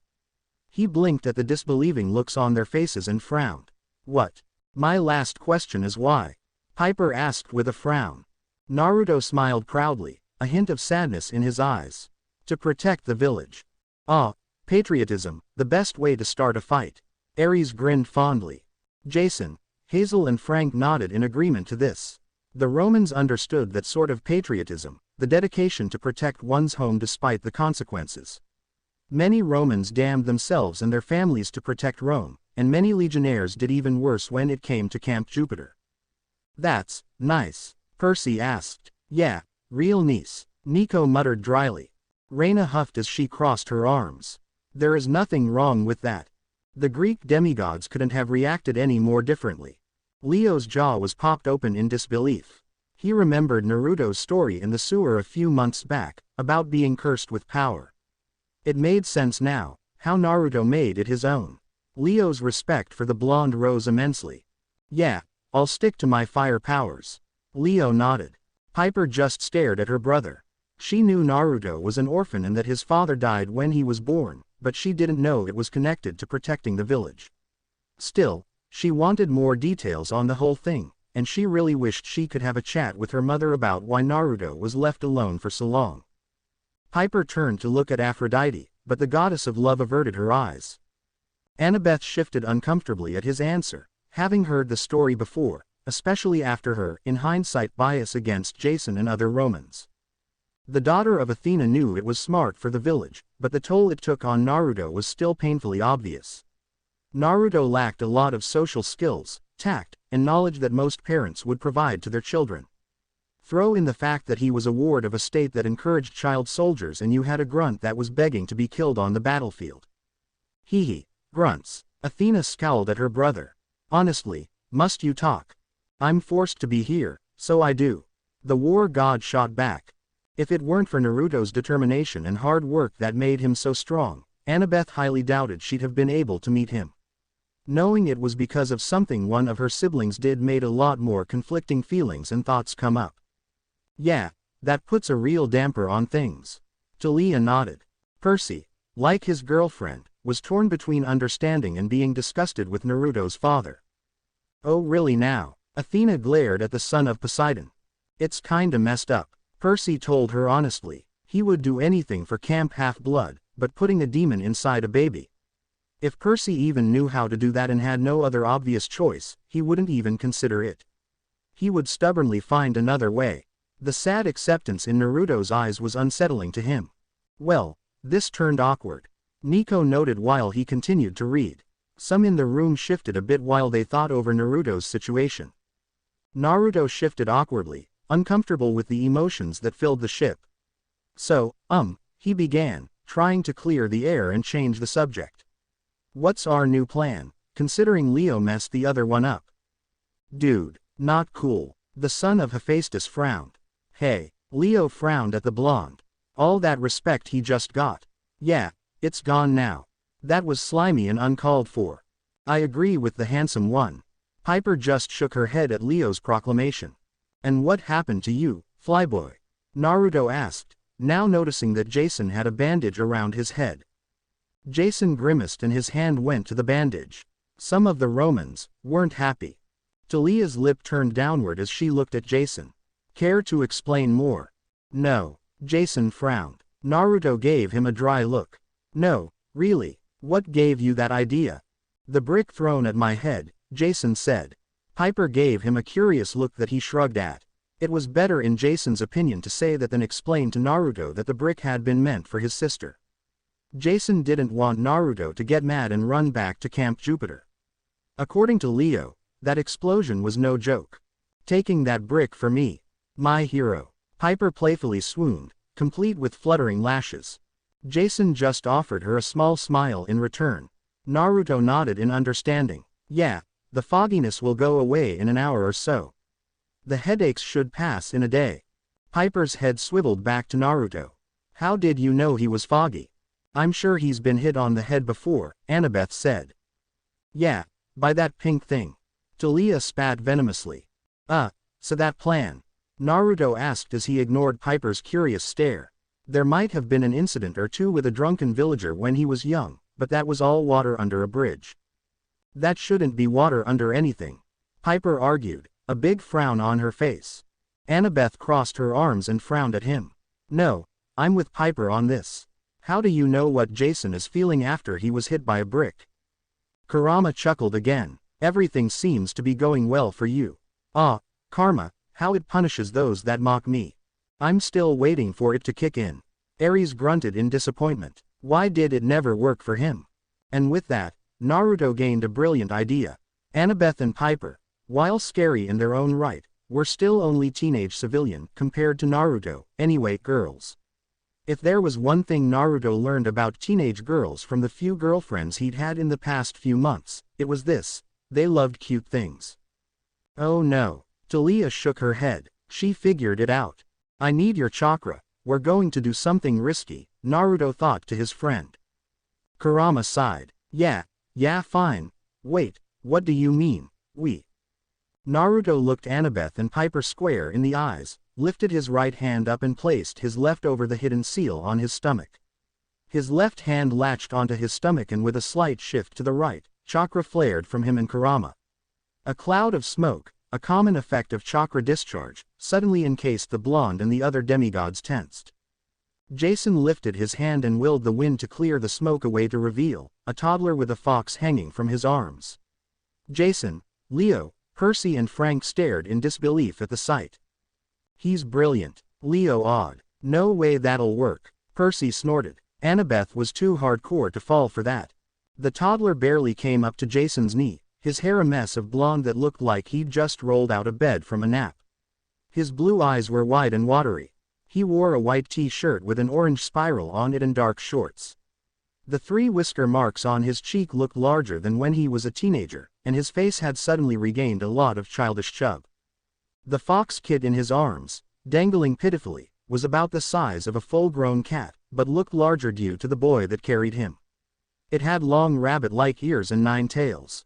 The fox had red eyes that were slitted, and the right seemed to be twitching violently. I censoring hate you, Naruto Uzumaki, the fox growled. He's adorable, Artemis muttered under her breath. Apollo grinned at her and the goddess flushed. Silence. I didn't say anything. You didn't have to. Now be silent. Apollo continued to grin as he looked back at the screen. Quiet, Kurama, Naruto hissed at it before he looked up at Piper and Annabeth, both of whom were still staring at him and his fox friend in surprise, with wide watery eyes. Nichan, Oba, I'm sorry. Apollo bit his fist. He even weed the R's. That's just brilliant, Hermes praised. Why, thank you, Aphrodite smirked at the praise. Does he really think that's going to work? Percy asked dryly. Jason nodded in agreement with him. Leo just stared in awe. That genius bastard. I'm with Leo on this one, Frank said as he looked at his girlfriend. Her eyes had widened immensely and a gleam he hadn't seen before entered them. A second later and Hazel joined Piper and Annabeth as they surrounded Naruto. Like pumas before a deer. Shut up, Talia. Annabeth glared at the grinning hunter. Who could be mad at you? Annabeth asked with a sweet smile as she picked the transformed Naruto up and hugged him while Piper cuddled the fox kit. Naruto hugged her around the neck with a soft smile and then opened his eyes to meet the other boys. His sweet smile turned into a wry grin and he winked at them. Oh, now he's just rubbing it in. Percy cried. Why that little? No way, Jason said as he watched Piper rub her nose against the weird-looking fox kits while Hazel and Annabeth cooed at Naruto. Dude's my hero, Leo said with jealously obvious in his voice. He suddenly grinned. Screw being his wingman, I can go with the babysitter approach. Okay, I admit, that's not a sound plan. But only a little. Leo rubbed the back of his neck. At least he had a girlfriend now. There is some merit to that plan. Apollo gave a thoughtful hum as he rubbed his chin. I don't want to know what that is, but I want to know what he did to Annabeth, Percy said, disbelief written on his face. He'd only seen this side of her when it came to dogs, or trained monster canines like Cerberus or Mrs. O'Leary. Seeing Annabeth coo and coddle a toddler that was once older than them, it was weird. Really weird, Percy nodded in agreement. It's like all their brains have suddenly shut down, Frank said, torn between being fascinated at the sight or jealous that his girlfriend was obsessing over a fox kit. "Come on, let's go back into the Argo and we can make a plan and have some cookies," Annabeth said to her nephew while Hazel cuddled the fox and Piper tickled the kit's whiskers. The three girls passed the stunned demigods, giggling and cooing as they did. Naruto made eye contact with Percy as they passed and winked again. "I don't know whether to admire him or hate him," Percy said with genuine confusion. He would kill to be able to make Annabeth not be angry with him like that. Percy had a hopeful look on his face. "Sorry seaweed brain, but like I told you before, I'll never make it easy for you." The blonde girl smirked at him. Percy's hopeful look fell and he pouted. "Yeah, I know." Leo patted the son of Poseidon on the shoulder as he walked by. "He's the ultimate wingman, dude. And since you've got a girlfriend, stay away." I called dibs. Are they really going to give him cookies? Jason suddenly wondered aloud. Frank and Percy exchanged a look before they quickly raced after their girlfriends. Jason followed behind them. They wanted cookies, too. They better be blue. Annabeth just palmed her face at her boyfriend's ridiculous obsession with the color blue. Slightly annoyed she had been forgotten, Mew puffed up in annoyance where she was perched next to Festus' head. The dragon head let out a few clicks and Mew squawked in return before she flew to the control center with the intent to get revenge the one way she and most other birds knew how. She better not, Leo snarled. No one pooped on his control center. What are you going to do? Roast the eagle? Jason asked. Zeus rumbled in anger at the thought while Leo grimaced. Naruto scratched the cat-sized Kurama behind the ear as he lounged on his roll-out bed. He had managed to escape from Annabeth, Hazel and Piper's attention thanks to Leo's announcement that there was some damage to the Argo too. What was even better, was that Annabeth and Piper had completely forgotten why they were mad at him in the first place because of his transformation. And he got cookies out of it, too. There's that Athena wisdom for you. Talia mock cheered. Annabeth flushed. She couldn't believe her other fell for that. Wait, does that mean she would fall for it? Henge no Jutsu for the win. Seriously, if Naruto could meet the one that developed that technique, he would kiss that person on the cheek. Because of the Henge, he created his first original technique, the Oiroku no Jutsu Sensority technique, when he was 12. He was going through a developmental stage in his life. Aphrodite smiled. Oh, censored. Apollo looked down at his chest jokingly. Through use of his newly mastered Kage Bunshin no Jutsu, Naruto made the Harem no Jutsu, a combination of the Oiroku and the Kage Bunshin. Censored for all. Apollo. Artemis glared. Once her twin was cowed, she turned to glare at the tittering lady of doves.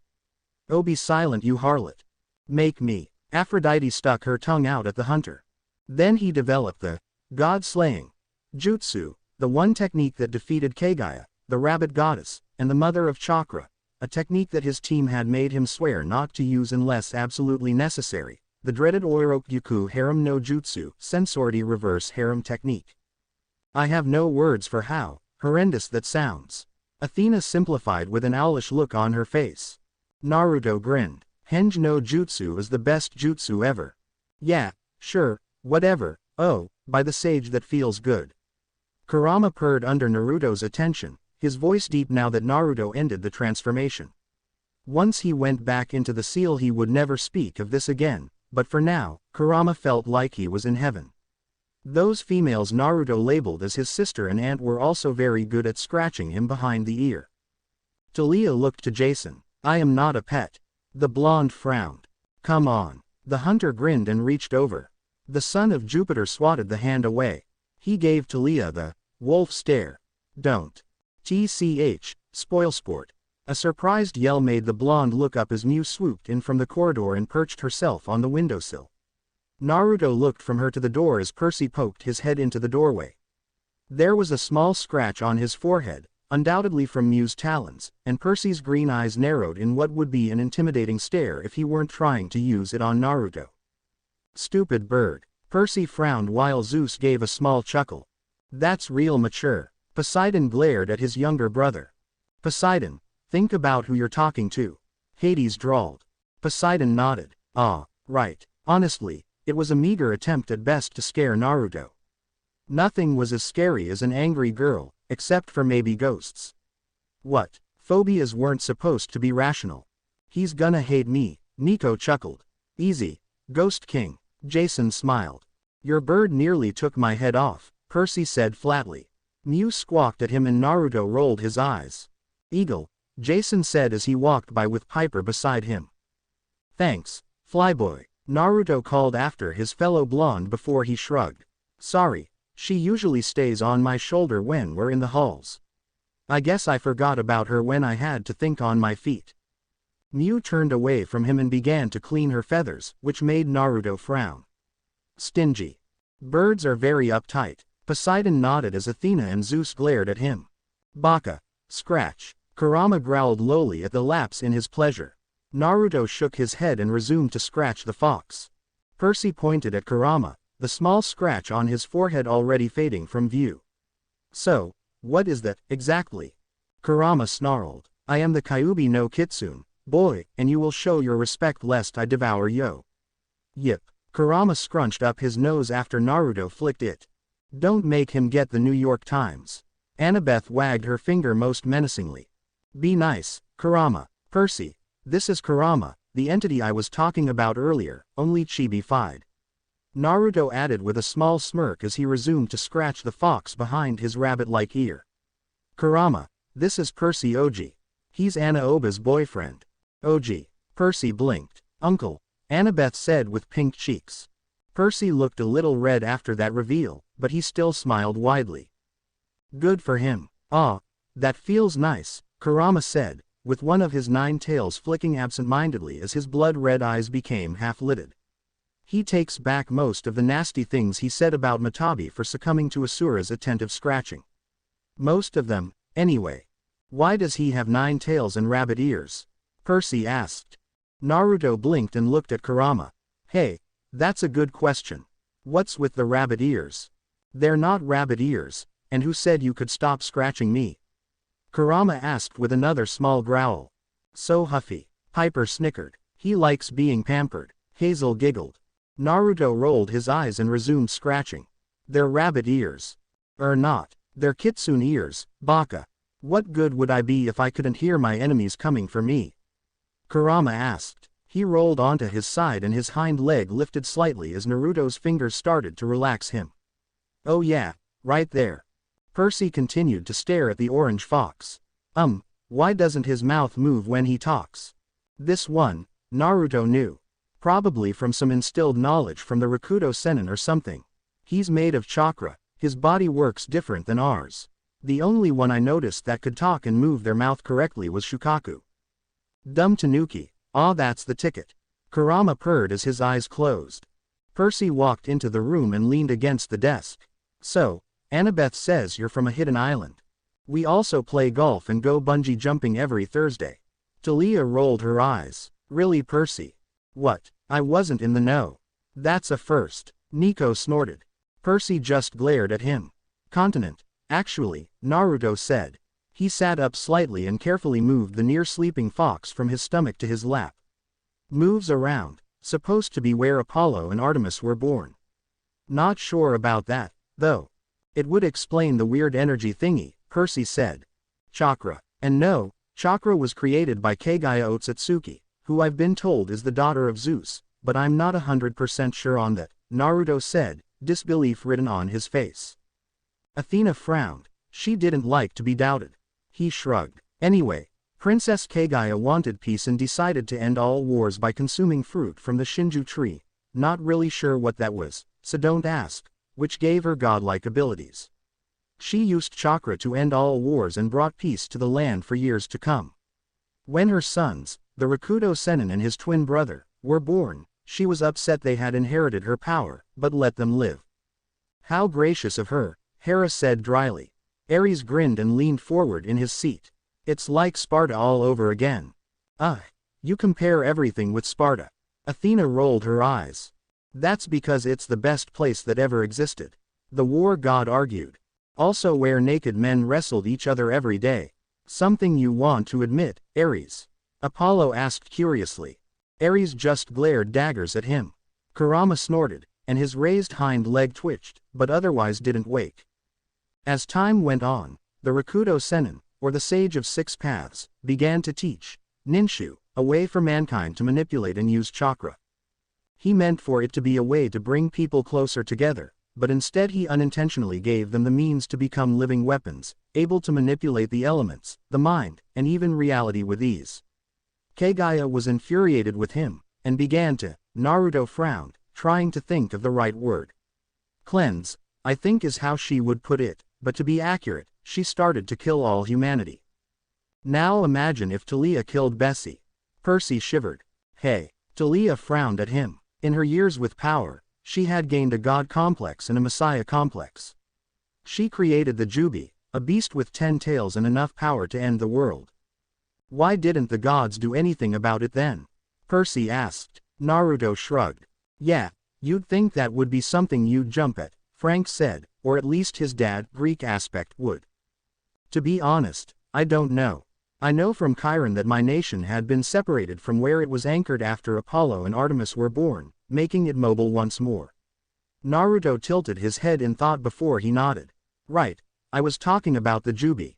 After a few days of destruction, the sage and his brother came to talk their mother out of destroying the world. She refused and in turn, they sealed her and the Jubi away in the moon. Artemis' chariot. Percy imagined a giant monster being shoved into a hidden compartment on Artemis' chariot by the goddess and Talia. I'd never get my juicy fruit out of there. Talia frowned. Percy glanced at her and she shrugged. We go riding every once in a while. It is most exhilarating. Artemis nodded. I thought you hated flying. Annabeth asked curiously. I'm getting better. Talia sniffed. He resisted the urge to snicker. Naruto shook his head. No. It's a small moon anchored to the elemental nations by chakra, and it reflects sunlight off of it, concealing it in the daytime. Legend says that the sage's brother took what remained of their mother and hid her away on the moon. He lived there along with his wife, never to be seen by the sage again.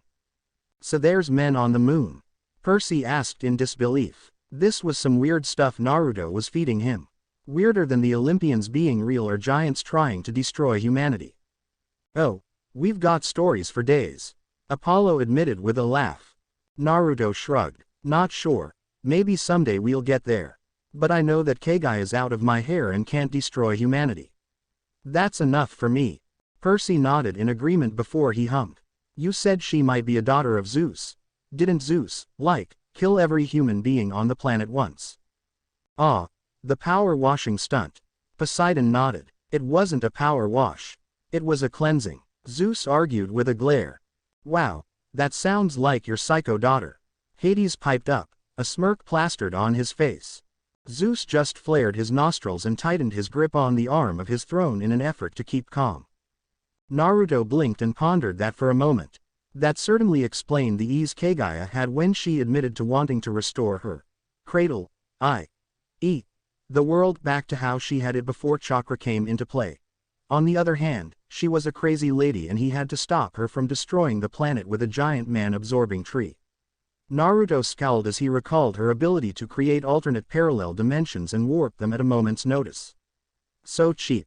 Coward. Take your beating like a real demigod. Leo shook his fist in the air. Would you really want to fight her? Reina asked him.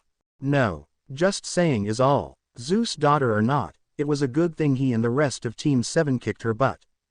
Naruto noted that Percy was still waiting for him to respond, but before he could, Leo's voice came over the PA. Hey, all of you need to come to the control room. Everyone get up here and buckle up. This is going to be fun. Percy groaned. Hey, I did my best. Leo glared at the boy. Just saying it was bumpy. Better do as he says, Naruto said as he got to his feet and set Kurama on the bed. He put his left hand on his stomach and turned it to the right. The fox before him exploded in a poof of smoke, and soft snores echoed in the back of Naruto's head until he cut the connection. Naruto grabbed his staff and looked at Mew as Percy rushed to the control room. You coming? Mew looked at him once before she turned away with her beak raised. Naruto arched a brow. Seriously, you're still mad? Mew squawked at him. Oh, how is it my fault you were left behind? You're a big girl, you can fly yourself around. Mew looked at him with another squawk. Whine, whine, whine, Poseidon sighed. This why I made horses. Yes, And look at how messy they are. Zeus mocked. At least the dead are quiet.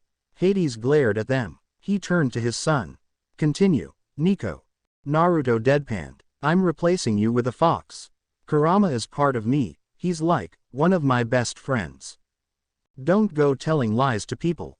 Kurama grumbled. Naruto ignored it. Aphrodite rubbed her chin. I think the fox is a tsundere. You think everyone is a tsundere. Apollo rolled his eyes. A lot of people are. Just look at Talia. The hunter glared at the love goddess, who gave a challenging look in return. Am I wrong? Talia had no comment for that. Mew squawked again. Oh, I see. Naruto gave an exaggerated bow to the eagle. How silly of me. Please, fair avian, forgive this land walker for his insolence. Mew chirped and hopped over to his shoulder, which made him glower at her. You're lucky I like you, or I'd be having fried eagle, Naruto said dryly. Mew tightened her talons and he winced. Joke. It was a joke. Ow. You don't joke like that. Jason frowned. Indeed. Zeus rumbled. They made it to the control room and Naruto took a seat behind Annabeth. He didn't bother with the seatbelt and instead used chakra to cling to his chair and keep Mew comfortably in place on his shoulder. The other 6 demigods began to scream as the Argo 2 suddenly took a dive towards a large lake. Hold on to your undies, people. Leo whooped with a laugh. Leo looked a bit nervous, but still had control. The most entertaining thing for Naruto before the crash was Coach Hedge's war cry. Bring it on, Lake. I love that satyr. Ares smiled. Athena sniffed distastefully. No wonder he gets along with your children. I'll go next, Nico, Hazel said. She was so excited to discover what happened next, and thanked Nico when he gave her the book. Hazel cracked open the book to the next chapter and began to read. Derob, Derob, Derob. Naruto grunted as his head collided with the main mast on the Argo 2. The group had split as soon as they landed, with Hazel and Leo going off after some celestial bronze on Hazel's, friend Arian. Ah, good times. Leo smiled in reminiscence. He missed Echo. She was funny. Yeah, not the chasing part though, Hazel said dryly. That was fun, too. Annabeth, Frank and Percy looking for some mineral that could be found on the nearby beach, and Jason and Piper retreated to the med bay because Jason's head was bothering him again. You should invest in an Evil Knievel helmet. Talia told her brother. I'm not that bad, Jason told her with a frown. This left Naruto 2 options. Either leave the ship somewhat defenseless, Jason was out of action and Piper could only do so much. Hey, Piper pouted, she was strong now. I think he means while Jason is out, dear, Aphrodite said. Piper huffed, it better be, or stay in the control room with Hedge. Naruto made a third option, where he would stay away from Hedge, the annoying fuzzy pants that he is, and guard the ship at the same time. The only downside to this whole plan was Naruto hadn't a clue on how long these resource recovery missions, as Leo aptly put them, would take. Which led to now, with Naruto trying to literally kill his bored brain cells by smacking his head against the mast. A wise maneuver, Ares snickered while Athena looked appalled. Oh, he'll get a bruise. Aphrodite frowned as she fretted for her son's complexion. The goddess of wisdom glared at her dryly. That's not what you should be worrying about. It was a slow process and no results were yet to be seen. Next time we have to go do something, I'm going. No ifs, ands or buts about it. Naruto grumbled to himself. His head collided with the mast again and he frowned. This doesn't even hurt. But I'm so Derob. Derob? Reina asked with confusion. Bored spelled backwards. It's from The Shining. Apollo explained. He scratched his chin. How'd he see it? Hef's daughter, Hermes suggested, which made Hephaestus and Leo glower. Maybe yours when she wanted to get in his pants. Apollo grimaced. What's The Shining? Percy asked. Seriously, movie nights. Dionysus rolled his eyes. Whatever. Hey, Blondie, stop yelling nonsense, I'm trying to watch a fight. Hedge shouted from the control room. Sorry, fuzzy britches, Naruto called back half-heartedly. Hedge probably didn't even hear him. Naruto didn't care. That satyr was on his list of top 10 most aggravating people in the world. Hedge wasn't high on the list, but he was slowly getting past number 7. Hoshigaki Kisame, aka the Tailless Biju. The shark-like man's smug grin was annoying when he was alive, always shave off legs or shred him apart. Not to mention Kisame totally tried to abduct him when he was 12. Whoa. Pedo alert. Apollo whistled. Aphrodite, Athena, Annabeth and Piper scowled at the thought. That shark dude was creepy as hell. Percy blanched. Stupid Akatsuki. Stupid Madara. Man, I must be really bored if I'm bitterly thinking about Madara, Naruto said to himself. You. Bitter. Please, the world must be ending before a single negative thought comes to your mind, Kurama said with a snort. If you're so bored, why not let me out again to make things interesting? Naruto let his head rest on the mast he'd pounded a decent dent into over the past hour. And now I have to fix that. Leo glared at the blonde on the screen. You do not mess with a boy in his flying boat. And hummed in thought. Define interesting. A few destroyed buildings here, a couple of civilians squished there. Come on, it'll be nice to see how quick these people react. Those Romans had a pathetic response time. And they threw stones at us. Stones. Kurama let out an insulted huff. Honestly, I don't think that whole city could take on a single squad of genin, let alone a Jinchuriki. The Romans bristled at that. In fairness, you did fire rocks at him, Piper said. I can do that, too. Hazel pointed out tersely. Well, yeah, but you know what I mean. Piper added with an awkward smile. Hazel just huffed and continued to read. There was nothing wrong with throwing rocks. Rocks hurt. Well, that's not fair. Maybe a squad of Chunin if they tried hard enough, Naruto said with a small smile. He turned around and sat with his back against the mast to get more comfortable and looked up at Mew, who was still avoiding him. Stingy eagle.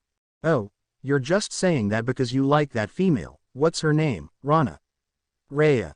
What's this? Piper smiled while Reina looked mildly interested. Annabeth smirked when Talia let out a mild grunt. Reina. Naruto pouted childishly. I don't like her, at least, I think I don't. Sure you don't. It's not like you were actively comparing her to a kunoichi when you met. Or making note of how pretty her hair is. Mama likes. Aphrodite giggled with interest, as expected of her baby boy. Athena frowned. While she was tolerant of Romans to some extent now, that didn't mean she was up for her children and legacies consummating. It would be like Annabeth and Poseidon's spawn all over again.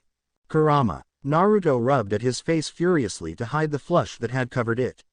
So what if he liked long hair because it reminded him of his mom? Everyone is entitled to their own aesthetic likes and dislikes. Kurama let out a booming laugh. I see why Matabi likes to rile her Jinchuriki up. It's so amusing to see you humans flush over frivolous things. Asshole, Naruto said with a grunt as he crossed his arms. Ah, you couldn't live without me. Literally. So you're stuck with me, Naruto. Deal with it. The nagging voices in the back of your head censored. Nico nodded, which earned him some worried looks.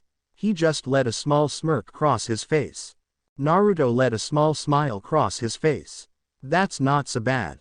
You say that now, wait until I start naming your kits before you do. Your skulk will be my skulk, and I don't know how to break this to you, Naruto, but there's only one alpha male in this body.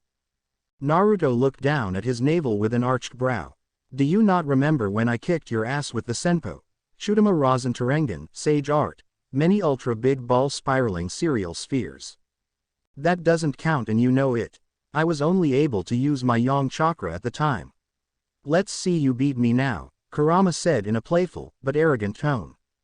Ooh, fight, monster fight, Ares cheered. No, Aphrodite frowned. But, no, Ares hung his head in disappointment. Ah. Naruto smirked. Rakudo Senin Moto, 6 Paths Sage Mode. Shut up, Naruto. Just shut up. Kurama let out a small growl as Naruto started to laugh. So, ninja hacks? Leo asked. Frank nodded. Ninja hacks. Naruto was right to be amused, as with the Rakudo Senin Moto, he was equal in raw power to Kagaya, who had ascended to godly, or godlike, abilities with nearly limitless power. In fact, the only ones who had given Naruto a decent fight when he was going all out were Kagaya and Sasuke. Kurama knew that alone he didn't measure up to the mother of chakra, so there was no chance for the Biju to stack up against Naruto. Unlimited power! Apollo cried out dramatically.